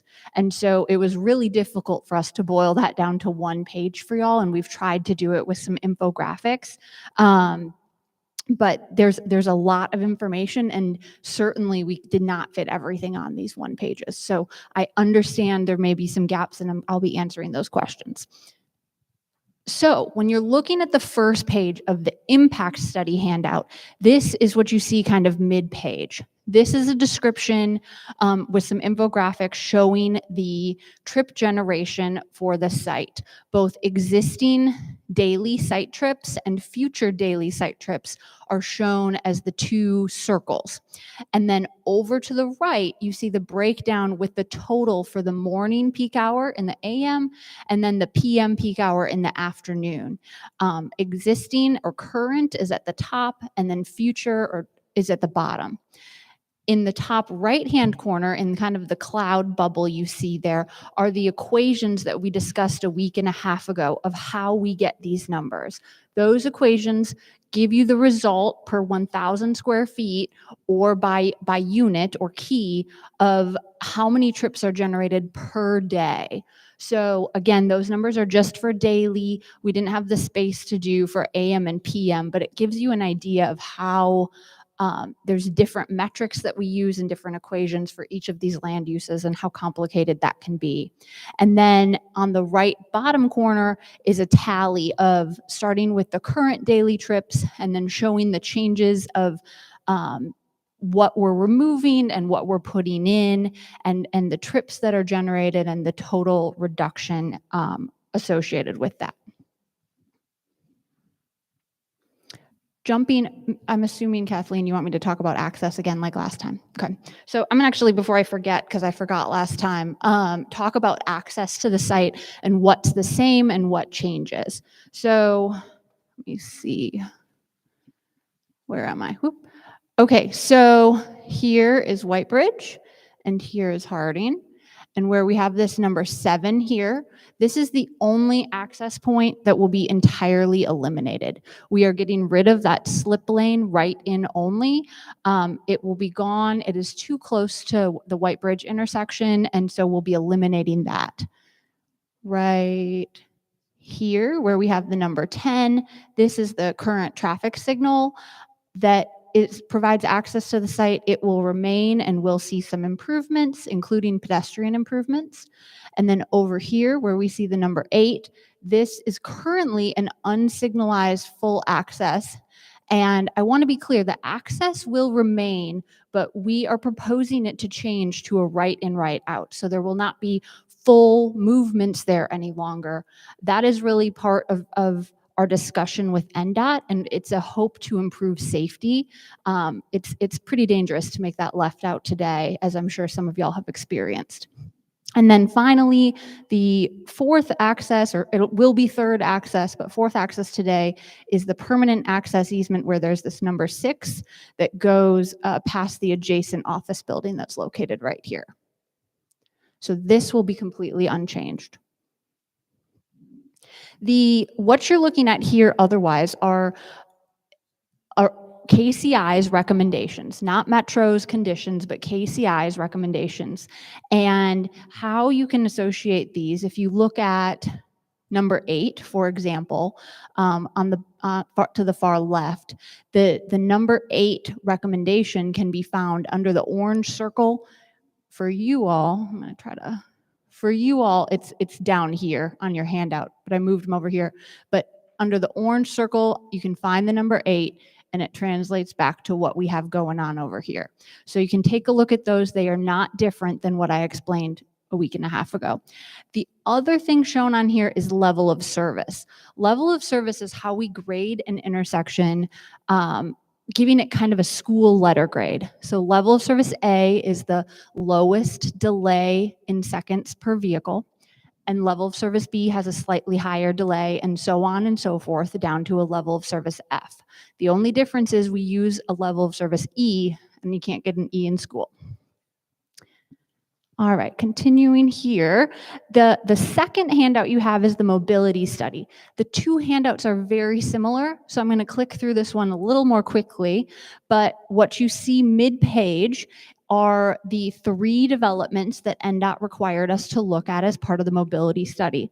So on the left, you have the Belle Meade Plaza site, which is what we're here for today. In the middle, you have 4416 Ridgefield Way. That is the old Harris Teeter site, or where the old theater was. And then on the right, you have the Harding Town Center site, which is where Publix is, between Publix and the hospital. And then on the back of that sheet, you have our recommendations as well, much in the same way as you had on the traffic impact study 1. I will say the level of service is not included in this simply because it was getting far too busy. But if you do have specific questions about that, I have Megan on my team here to help me answer any of those. With that, I think we wanted to give as much time for Q&A as possible, and I see you standing up already, Ray. Yes, I am standing up already. Here's my question. Where I come from, when they did studies of traffic, they had these wires that actually counted the cars. Did you do any of that? Yes, absolutely. So what you see here and on the handout is the date we collected data. So we collected data on November 17th for the Belle Meade Plaza site. Schools were in session. It was a nice day, 41 degrees, and we couldn't historically find any major traffic incidents in the area. Where did you put the wires? So for these ones, actually what we do, there's 2 different types of counts. There's average daily traffic counts, which are the tubes you're talking about across the road, and there's turning movement counts. So we collected turning movement counts, which means there was a camera strapped to a pole at each of the intersections, and there's counts of how many vehicles are making each specific movement. So you didn't count how long the cars are sitting there and trying to get through from, say, White Bridge to go across Harding, or the cars coming from like 30th Avenue to go to Kroger, to along Harding. Like, see, what I would So- like to see is, what I would like to see is, what are the numbers of the wires that are sitting across Harding and across White Bridge and across Woodmont, where it becomes Woodmont there? What are the number of cars that actually went through that intersection? So Real TDOT, data. yeah, You know, yeah. not Well, not like, you know. So we collected real turning movement count data, and TDOT collects. TDOT is who puts out many of the tubes you drive over, and we include that in our study as well. The TDOT, when TDOT puts out a single tube, all that is collecting is a volume number. It's not collecting how much time people are waiting or anything like that. When TDOT puts out 2 tubes, sometimes they're also collecting speed information, and it can tell based on the distance between the 2 tubes how fast people are going. Yep. We are all of that data exists and is included in our study. How we get the answers for what you're asking for, existing queues, existing delays, on top of doing field observations ourselves, which our team has done, we create these existing model. And I know you don't want to hear about the model, but we put in the real signal timings that Metro provides to us that we get from NDOT. We put in those, we put in the real volumes that we collected with the cameras that I explained to you earlier. We put in the real geometry of the intersection, and it runs the calculations for each of those delays. So it's like a bot is doing the work to predict what you're saying is going to happen. It's not a bot. There Well, are long-standing equations that yeah, okay, great. But it's not real life. You know what I mean? It really isn't real life. And you only did it for like one day. Like, try for a week over there, and not just in the morning. Do it in the afternoon. I live on 30th Avenue. Do you know traffic on West End going towards this development can sit in, I'm 50 feet off of West End, and I can see the traffic sitting there for 10 minutes at a time. They're going nowhere. They can't get past 31st. They can't get past Murphy Road. They're not going anywhere. They're sitting there. You can't make a right turn off my block, or a left turn for that matter, in the afternoon or in the morning. Can't do it. And this is going to be adding to that. You're going to have traffic, and then you're going to have traffic backed up all the way to where I live, for real. And nobody's ever going to get into this campus. And nobody's going to be able to get into St. Thomas. It's just going to be all backed up. You're going to have ambulances that are going to have to, practically hit people to get through. It's not real life. What you're figuring out is not real life. Hi, my name is Lee. I live at 4505 Harding Pike, so we are right across from the proposed development. I've actually got some questions for Wade, if you could come back up. But to be mindful of everybody's time, I'm going to ask another question. I am not a statistician. The level of work that you were doing is way over my head. I do know that there are over 300 days in a year, and you've looked at one day. I mean, that's not like a sample size that's an appropriate size, is it? So traffic is a living, breathing thing. You are correct. That if we went out and collected data on 2 days in a row, there's no way we get the exact same data 2 days in a row. So how are we supposed to be comforted that you've looked at one day, and that's going to be enough for us to be comforted that this is valid data? So this is the standard that traffic engineers use. What we do is we can compare TDOT that collects data every single year. We can compare our data to what TDOT is collecting and look to see if it matches a historical level of accuracy, and if it's within those parameters of what TDOT has collected over time. So we are comparing what our one-day sample. I totally understand your question. we compare our 1-day sample with what TDOT has and validate it there. But I can tell you, traffic engineers struggle with this all the time, that if I did a study and then another traffic engineering consultant did a study and they collected their own counts, you get slightly different results. They don't usually move the needle because traffic patterns are generally consistent, and we only collect data when the things that I'm showing you here are in session. So But we have to live when it's not 41 degrees with major traffic incidents in pouring rain. So if I have to live with those conditions, but you're only looking at sunny 41 with no major incidents, that's completely different from what we are going to live with. Absolutely, absolutely. But the problem is when there are major incidents, the patterns aren't consistent, because depending on where the incident is, the pattern changes in different ways. So it's a sociology question, which is why I love what I do and I'm super passionate about but it. there are Yeah. lives. And I so know, that's and the it's my life problem. too. I live Right. I live a mile from here. Yeah, I live across the street from I know, I know. So my other Um, question is, the Manning, which is a building on Woodmont, or 2 buildings, is under construction. It's not open yet on Woodmont.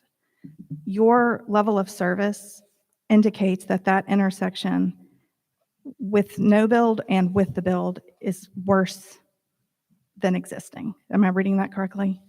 Yes, and the reason is because our analysis is intentionally conservative. So with NDOT, we sit down and we pick a generalized growth rate to always assume that year over year the traffic will be increasing. So that's why even if we don't build anything, it's worse in the future than it is today. And NDOT has indicated to me yesterday, I spoke to the director, while these are the recommendations, NDOT has indicated to me that there will be recommendations that should improve these grades, but I mean, does again, this this is include beyond me. the So Manning? does this include the Manning?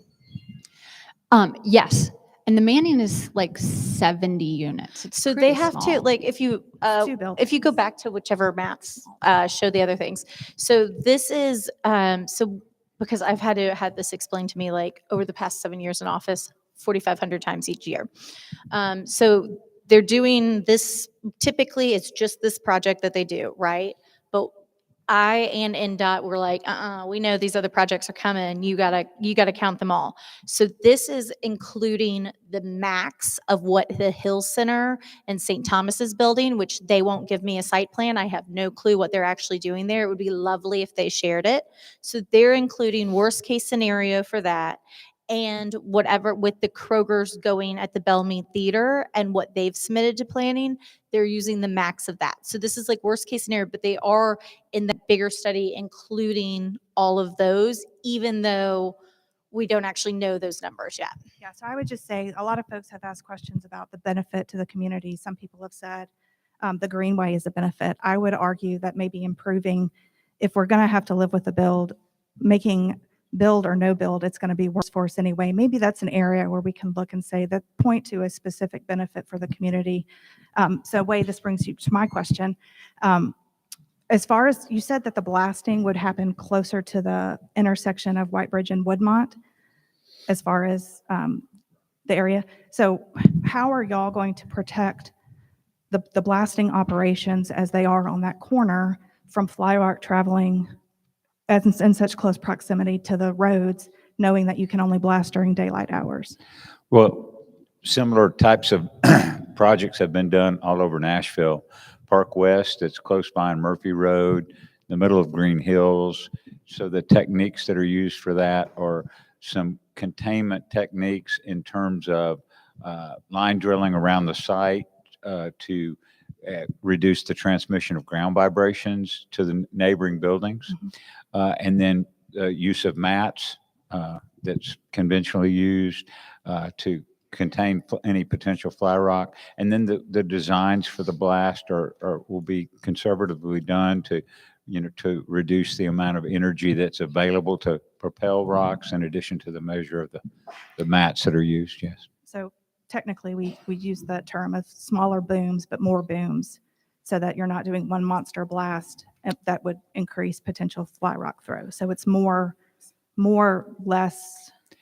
It's the powder. way that the energy's dispersed Right. in the rock, so it's not necessarily always an increased number of blasts, but it's the amount of energy per cubic yard of rock that's being broken, and that's handled and that's addressed by the geometry of the drilling that's used for the site and the geometry of the explosives as they're loaded in the site. So about how long would it take the blasting firm to get, what, 2 stories down? What is the intended time frame for that blasting operation? At this point in time, I've not looked at specific time schedule for that, but that this particular size hole is not nearly as large as a number of projects that are in urban areas like other ones. So it has some limitations to the amount of rock that's needed as part of the excavation for this underground parking area. I mean, I simply don't know. Is it like a week? Is it a month? Is it 6 months? Is it surely Well, not a year? Based on the information that I've got, I'm certain that it would be more than a week or a month, but yet, it should be, I mean, as far as the exact schedule, that's not been laid out at this point. We've just talked about the measures of control that will be put in place. Thank you. Just to put a finer point on that, that's something that we will commit to communicating with the community. We will put that on the website. We will put that on a calendar. We will be communicating regularly. We know it's a massive concern to everyone in this room, and that's something that we will publicly commit to, making sure that everyone knows what that schedule is and communicating that as far in advance as possible. Good afternoon. My name is Paul Krogh. I live on Newhoff, and I drop multiple children off on this campus every day. I have just a series of real specific questions about the traffic study document. If you want to put it on the screen or not, I have it here, obviously. Just start by defining terms, make sure we're all communicating, because I'm not an expert on traffic studies. Site trips. Am I correct that that's a car turns into the site? Correct. Okay. Peak trips. What is a peak trip? A peak trip are site trips that are occurring during the highest hour of the morning and the highest hour of the afternoon. And in this context, highest hour is in AM and PM, what hour? So in the morning, it is from 7:15 to 8:15, and in the afternoon, it is from 4:30 to 5:30. Am I right? 4 to 5? 4:45 to 5:45. I'm sorry. So yeah, so we collect multiple hours of data in the morning and in the afternoon, and we are tasked with looking at the worst hour of the morning and the worst hour of the afternoon. I am not saying that all the traffic happens in 1 hour. I am saying we're looking at the worst one. So we pick the highest from those cameras that we put out. We pick the highest hour of traffic, and that's the hour that we analyze. And so just to clarify, based on those answers, there is not a number on the traffic study that we're looking at that shows traffic passing the site with the project, correct? Only trips into the site. That is what we are showing here. As I said, the traffic impact study is a larger document, but it's in the impact study. It's not in the one pager. And maybe Beth, can you add a little bit of context to why it's done that way and the relationship that KCI has with NDOT in the scoping of that study? Yeah, so I'm trying to pull together what those questions actually are. But so we sit down with NDOT prior to beginning any study, and we go over a number of parameters with them. And this is a repeat, I know, for folks that have been to multiple meetings, but we sit down and we say, here's the intersections we're going to study. Here's the data collection that we are going to do. Here's the growth rate that we are going to apply to the road as background growth based on the TDOT data that is available that we bring it to that meeting. Here is the background projects that we're going to be required to include. And so we sit down and all of the base level assumptions, we come up with with a partnership with NDOT, and they agree to what we're doing before we begin that study. So for the impact study, and I know that I know you have another question, but I'm just going to finish this part. Okay. But for the impact study, that's a very standard process. A lot of these studies happen around the city all year long. Not all of them result in community meetings if they aren't going through rezonings. The mobility study is a very unique study. There's only been a couple of them that NDOT has started to do. It's kind of an innovative thing to look at when there's multiple developments coming in the area at the same time. Typically, an impact study only is tasked with looking at approved developments, but the mobility study answers the question, well, none of these are approved yet, or some of these aren't approved yet. Why can't we just look at them all together? Is in the full study, is there an hourly breakdown? Are there hourly results presented in the full study? I know they're not on the sheet here, but so do you have the data compiled? I'm sure you do. But is it in the appendix of the study, we have the information for all of the counts that we collected. However, like I said, we are tasked with the pulling the highest hour from the morning and the highest hour from the afternoon, because if we analyzed the third highest hour in the afternoon, it's going to just show something slightly better than what the worst hour in the afternoon looks like. But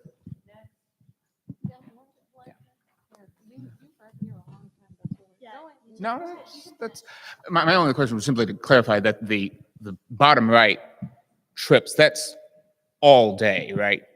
Yes, all day. The 70. A 24-hour period? Correct. Thank you. You're welcome. Hi, I'm Grace Renshaw. I live in Cherokee Park. I hope I can get my comments up on my phone. Here we go. I've lived in this corridor since 1988. Traffic has been a problem at this intersection the entire time.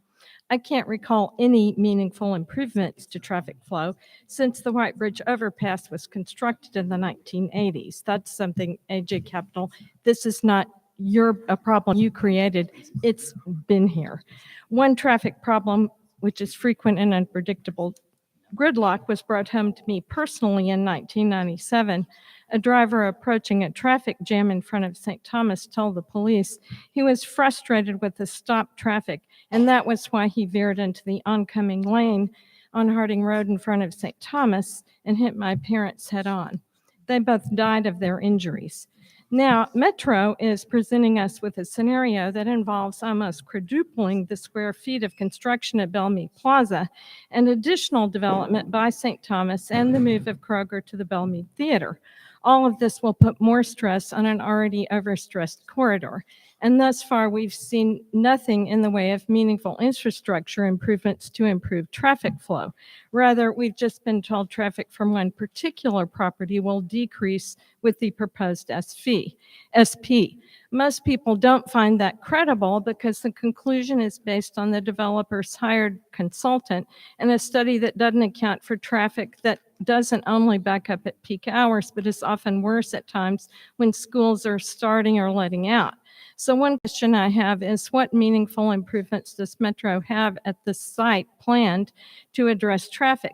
It's maddening to be told that we have to approve a huge specific plan as a carrot to get the timing of a traffic light at White Bridge and Harding changed. If that would help traffic flow, please do it now and don't credit it to this SP. Neighbors are also tired of being pitted against developers. AJ Capital, some of the backlash to this proposal is that Metro has a well-deserved reputation for accommodating developers at the expense of neighborhoods. Here's how the process goes. Public meetings are announced about an SP proposal. These meetings are never convenient, as you're by now well aware, they're a gruel to attend. If we can't attend meetings around the holidays, we're faulted for not participating, and you assume we consent. When we do attend and voice concerns, we're branded as NIMBYs and enemies to progress for being skeptical about plans that dramatically change zoned uses and will change the way we all interact with the area going forward. It's obvious there's a lot of money at stake because the developer hires PR firms, lobbyists, and lawyers. Even if we neighbors could afford these resources, we wouldn't be able to hire them locally. Nashville has 2 degrees of separation rather than 6, and no local attorneys and lobbyists will work against major developers. So we're on our own and easy to dismiss. The end result always seems to be the same. The developer makes minor adjustments, as has happened here. We're told they're great, and then we received hasty assurances that everyone will benefit. Only after the project is finished and the developer has moved on do we find out the consequence. Oops, but it's too late. The original Titan Stadium deal was an oops. Now we're all holding a billions-dollar bag. We have a downtown that works for tourists and not the poor suckers who actually live here. Oops. Metro Council literally handed neighborhoods all over Nashville to the short-term rental industry on a silver platter, reducing affordable housing for locals, reducing housing at all price points. Oops. As a result, our trust in the specific plan approval process in particular is very low, and people are justifiably angry about having to spend our free time trying to make sure a big development doesn't involve another big hit to our quality of life in terms of traffic, infrastructure, and public-private partnerships, a term that makes the hair on my neck stand up, where the public pays most of the costs and assumes most of the risk and the profits are privatized. So our trust for metro planners and traffic reports that only look at traffic at selected times of day, which are then presented as justifying a whopping development project, is low. Based on a long history, many of us suspect Metro will put its thumbs on the scale on behalf of developers based on flimsy assurances that too often have not materialized. So I guess my question to AJ Capital is this: why should we trust you when so many of our previous experiences have taught us not to trust the cozy relationships between metro agencies and well-financed developers with their phalanxes of well-paid lobbyists and social media cheerleaders that we can't afford? Grace, how many of those have we done in my district? How many specific plans? How many, those are what we've been on the same side of that, Yeah, that well, argument on a lot of I these. mean, part of my irritation about this is the SP that passed at, the corner of Murphy Road and West End. And Outside my district, yes. Yeah, it Yeah. wasn't, but Yeah. it was at a confluence of districts. But part of the problem may be that we're so compartmentalized, it's impossible. It's like you can't, you're not dealing with the same people. It is a problem that the council frequently, especially towards the end of the term, we're seeing overturns the planning commission. And I've seen you down there at planning commission and at council. And I would say probably 99 out of every 100, you and I are on the same page.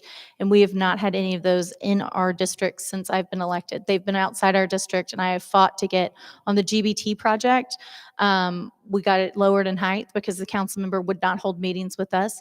We got some benefits to the greenway, stormwater, curbs and gutters and things like that.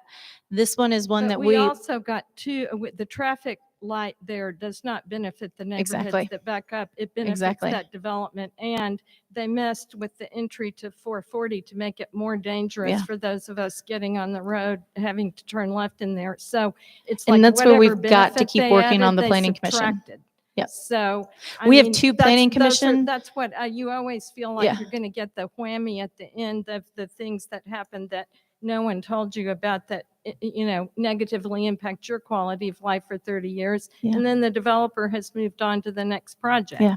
So we've got 2 planning commission seats coming up in the next month or 2 months. So please, everyone, email the mayor's office and tell them that you want someone to be appointed that is a neighborhood advocate. When I was on the planning commission for the first 2 years of this term, neighborhoods were winning. And then there are new appointments on there, and the pendulum has swung back to developers. And so please, please, please email the mayor's office. He is the one who appoints the planning commission, and I need you to say, I'm a neighborhood advocate. I stand up and I'll volunteer to do it, because what the mayor's office, and not just Mayor Cooper, this is all administrations, have pushed back and said, it's so hard to fill these board positions. please email the mayor's office and say, we want neighborhood advocates appointed to the planning commission. But AJ Capital, I'll let you take the bulk of Grace's question, because the bulk of it was to you, but I wanted to say, Grace, we have been in the trenches together, and I think we've done good work. And I appreciate the work that you've done in East Nashville as well, because you've been a fighter on both sides of the river. Not successful. Grace, thank you. I'm Ryan Doyle. We started this conversation after the meeting at Nashville State a couple weeks ago.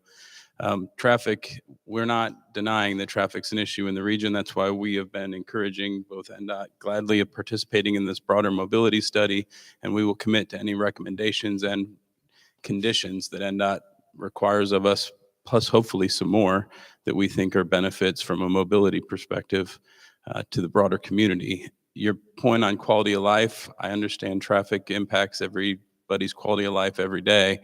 We hope that you'll see some of the quality of life improvements that our proposal brings to the neighborhood as well. So Nobody in this neighborhood is going to access that development after it's built. I mean, that's just a fact. Most of the retail is going away, and it'll be proprietary to locals, and it'll be hard to get to. So I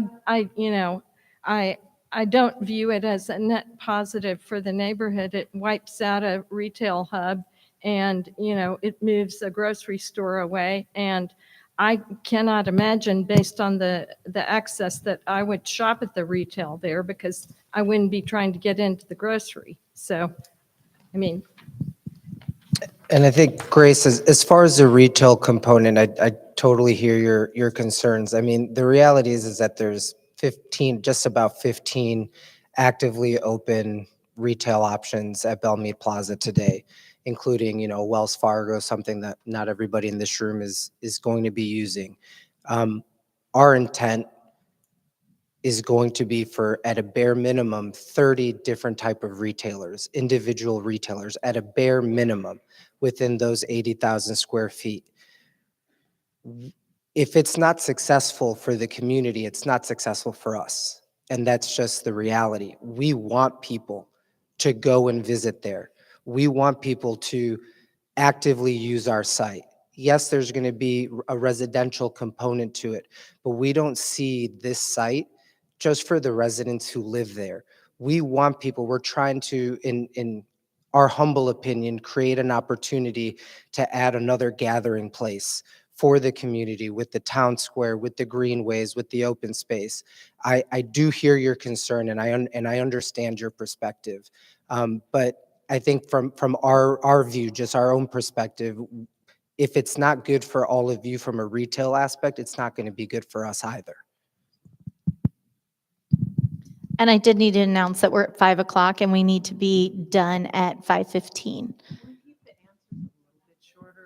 Sure. If we comments got to cut down and we've got to get to questions. Yes, ma'am. Rita. That's perfect what she was just saying. I do not want a long answer. I'm asking a yes or no question. Will y'all consider school let out and people coming home from work that don't live in that residential area? That's a great question, Rita, and thank you. I think Beth can speak more specifically, but the short answer is yes. Our mobility study, our traffic impact study, because they are different, they did take into account the schools being let out, drop off, and pick up. But if you want greater detail, I'm sure Beth can, she's the expert, she can give you as much as you want. In That's the okay, interest of thank you. time, yes. Yeah, thank you. Yeah. Hi, I'm Lisa Southard. I live at 301 Clarendon Avenue, 37205. Just a quick comment here and then my question. In your site trips and stuff, to be honest, I don't go up there. Really, I plan it when it's not busy, and I plan it, sometimes I just don't go because it's so frustrating to me. So that's just a comment. You're not including me in any of this, and I don't know about anybody else, but I'm very careful. So thank you for being here today and giving us all the opportunity to speak. I have a question for you, AJ Capital, and also those of you who are planning this development. But before my question, I'd like to preface it with a statement.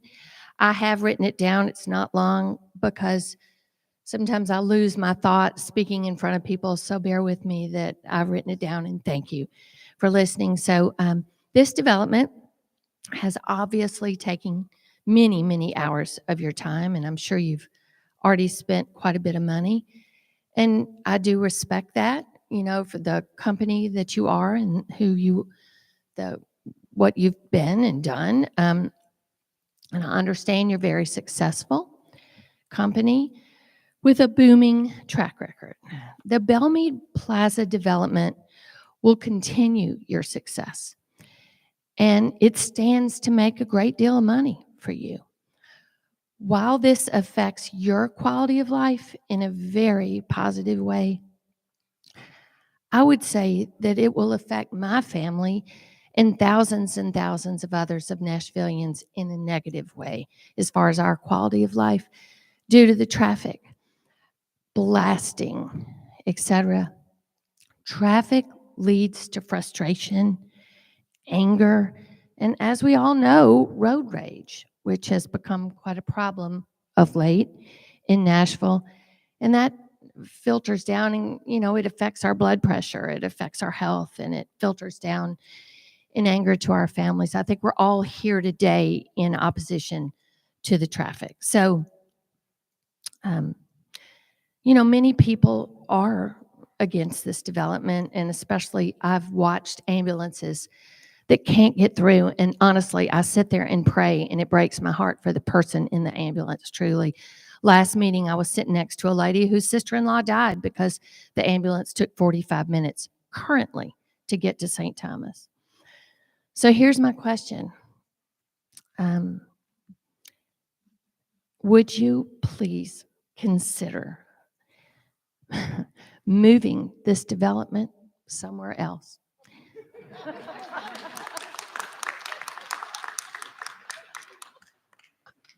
I wasn't trying to make you laugh. I'm dead serious. I'm just hoping that you will hear all of us and consider doing this somewhere that doesn't have this horrific intersection right in the middle, please. Thank you for hearing me. I appreciate it. Oh, there's your pen. Actually, oh, okay, all right.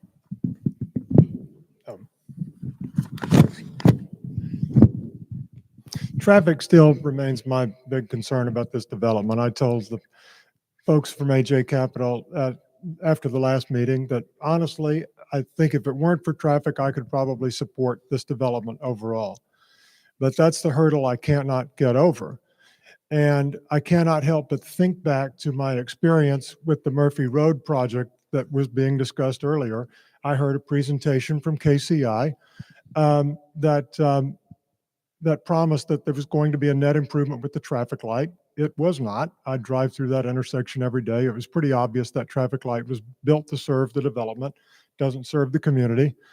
I asked the person, Ms. Ostrowski, I asked her after one of the conversations about if you know that project and that site where the old MAPCO was and the French restaurant is, you can cut right through there back to that development. And I was worried about traffic that was going to come out from that development onto West End and then want to cut across 2 lanes of traffic in the space of about a block and turn left on I-440. That was going to make that distressed area even worse than it is now. And the response I got was that, well, that wasn't in the scope of our study, as if the problem just didn't exist because it wasn't what they were hired to do by the developer. And I've gone by there, that there is no barrier in there. When that development fills up, you're going to have traffic coming out of there, but it's not a problem because it wasn't in the scope of our study. And I bring that up because some of the some of the points in this presentation smack of that same kind of smoke and mirrors. The initial presentation, how many site visits we're going to get in and out of the property, doesn't tell you anything about the whole corridor. And the entire corridor is the problem. Well, we're going to have 4,100 fewer visits to this site because the Kroger won't be there. Never mind that the Kroger is going to move several blocks down the corridor, which is already distressed, and the state has done nothing to really improve that whole corridor. We've got a new development going in over by St. Thomas, and we're told, well, we can't really measure that because it's not in yet, but we're going to give you an estimate anyway on the mobility study, which it defies common sense. We are told that these were facts in the last presentation when your own slide says these are estimates. I do not confuse an estimate of a future event with a fact of a past event. And finally, the whole retail issue, it seems like you're wanting to have it both ways.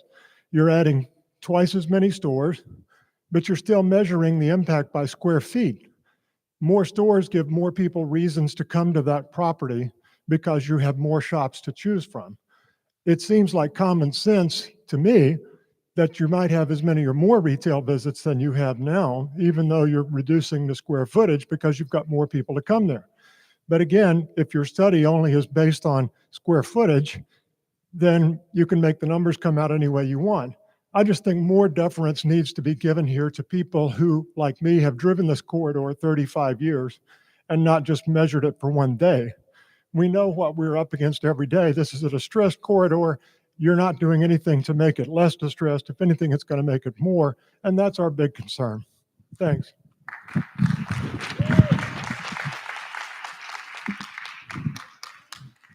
Could I see the? We've got 7 minutes to go, so I think you're This going is to have to be quick. our last one. And then if y'all want to email in questions, I'm He's sorry, been we only have the standing here. I'm room. going to make this really quick. Could I see the pretty picture of the whole overall with the entrances? The one entrance. How wide is 10? How wide is that entrance, number 10? John, do you know? Width. The lane, there's one lane, number 10 going in there. What is the width of that one lane? You had it up there. It was the correct one. Go back. One lane in. There's Two one. lanes each way, maybe? It was right there. Stay there. Number 10, right So it's, there. it's one lane in and two lanes out. Thank but you. In How, terms of how wide are is the lane? Lanes end up either 11 to 12 feet, kind of depending on if it's the lanes in or lanes out, but between 11 and 12 feet usually each. Okay, so there's one going in that's 11 feet wide, which is the width of a moving truck, okay, which people are going to be moving in and out of there. And what happens when you go in number 10 and you get to the end and like in Kroger or wherever, there's other traffic. What happens when 10 fills up? This isn't a question. It's going to back up on Harding. And I'm assuming number 1 is also going to be 11 feet, and people aren't going to pass. And even if that isn't choked with traffic, if somebody's coming to a hotel they've never been into, where do we go, Madge? Whatever, it's going to back up onto Harding, and it's going to be a mess, an absolute mess. From the signal, there is a kind of a free flow movement right down into the garage on the right side. And then when you continue to the end, there's a second entrance into the garage. It doesn't matter. going People are to, going to be crossing over there.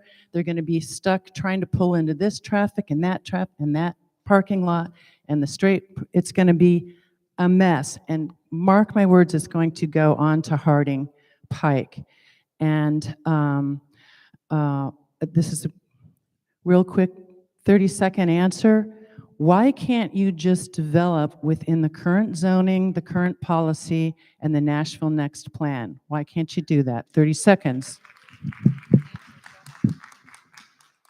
The plan that we're proposing is actually well within the planning policies that Metro Planning Department has set forth. And quite frankly, it's also within the Nashville Next.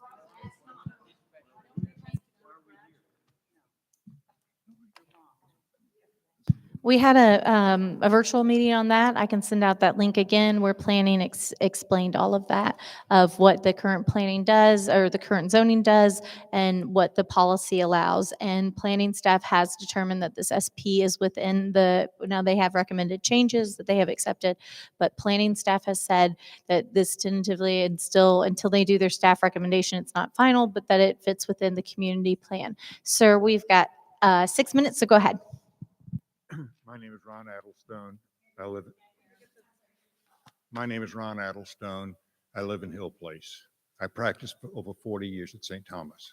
I'm going to request of you, I would like Metro Emergency Services to take part in this traffic study.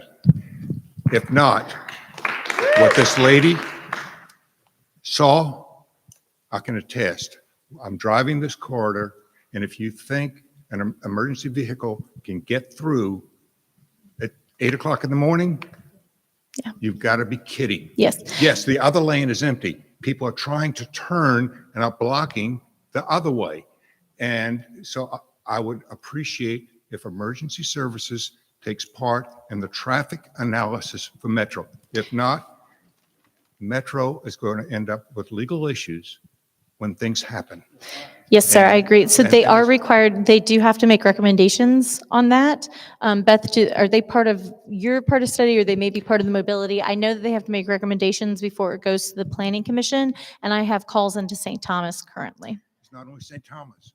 That is a corridor to every major hospital in this community. It's Centennial, it's West, it's Vanderbilt, it's everything coming from Bellevue and on up, Highway 100. It's It is, all it is. routed in that way. And fortunately, we have just approved a freestanding ER in Bellevue, but this is the main corridor as well. And so Beth, can you explain how that is? But I know EMS and fire and all that, they have to make a recommendation as well, but are they part of the So, mobility study? I think that they're, Mobility study, yes, no.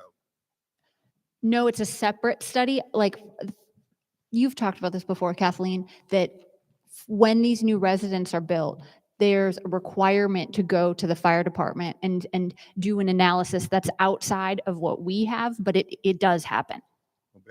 Then I would request also that Metro Legal look at the potential consequences of the kinds of issues that this traffic is creating already and will worsen.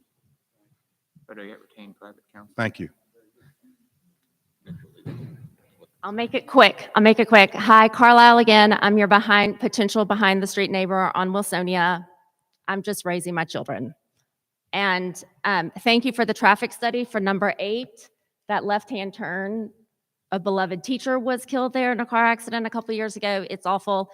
But in discussing the traffic is sociology. All those people taking a right to avoid this traffic are going to come right in front of my house. My children cannot ride their bikes. They can't walk the dog. They can't even safely check the mail without fear of them getting run over. Our trash can is knocked over all the time by people speeding down the street. And I feel like if you're going to be my neighbor, you need to know what's going on in the neighborhood and what we actually want. And we don't want 300 more neighbors. That is not what we need. We are happy. I understand. I really appreciate that y'all changed the development on our feedback. But there's so much money that y'all are making off this that you could reduce it by that much and you're still going to make tons of money. And we're not benefiting it. You are robbing us of our quality of life to put millions of dollars in your pocket. So traffic calming is closed for right now. It opens back up this summer, and let's get Wilsonia in the traffic application. It has to come from neighbors typically, but that email will be sent out. Shoot me an email. Yep. This is from the last speakers, and it's about the flooding and Metro stormwater. I live in Sugar Tree, right on Woodmont Boulevard. My backyard is Sugar Tree Creek. Metro paved to Sugar Tree Creek through Sugar Tree on top of the sewer lines way back when it was developed. The water has increased. It comes through there in a flash flood like you've never seen. It overflows where my house is. It was stated that the western part of the development will be raised 75 feet to make the buildings 7 to 8 feet above the floodplain. Where is that water going to go that used to overflow there into the parking lot when we have the 100-year flood? Yeah, I think to clarify, we're moving horizontally 75 feet. So we're trying to move the buildings. There's the buffer that we showed on those cross sections that is a distance you're supposed to stay away from the creek. The buildings are moving away to make sure that to remove the obstructions from the floodplain. Okay, But- because your drawing looks like it's moved up. And it says moved up, It's moved up and away. So the. but it's still going to be a block. It's still going to be a structure there that the floodwater won't be able to go through, correct? No, we're moving them away from the floodplain to get it out of the floodplain. But the water in the 100-year flood, it went everywhere.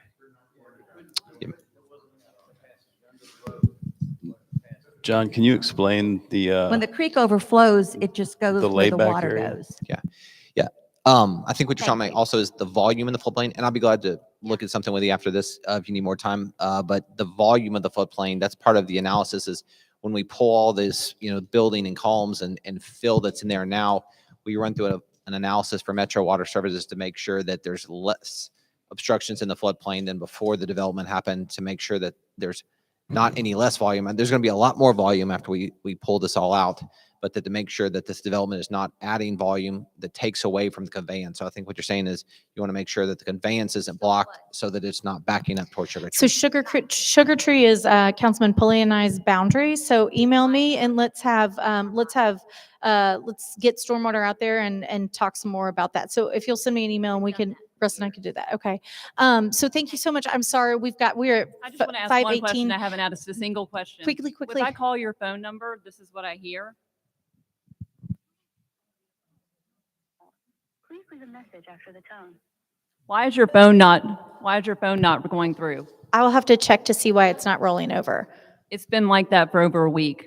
If you Okay. want to hear from the people, you need to have your phone to where people can contact you. Right. We also know that Novel Lion's Head went away because you did not support it. You say you've listened to the neighborhood for 7 years.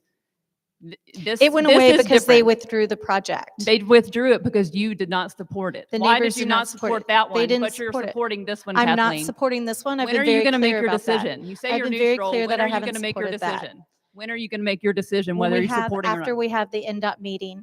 Thank you all for coming tonight. Is that going to I be appreciate that. before or I'm after the trying planning to- commission? It has to be before planning commission, as I've said before. So thank you all for coming tonight.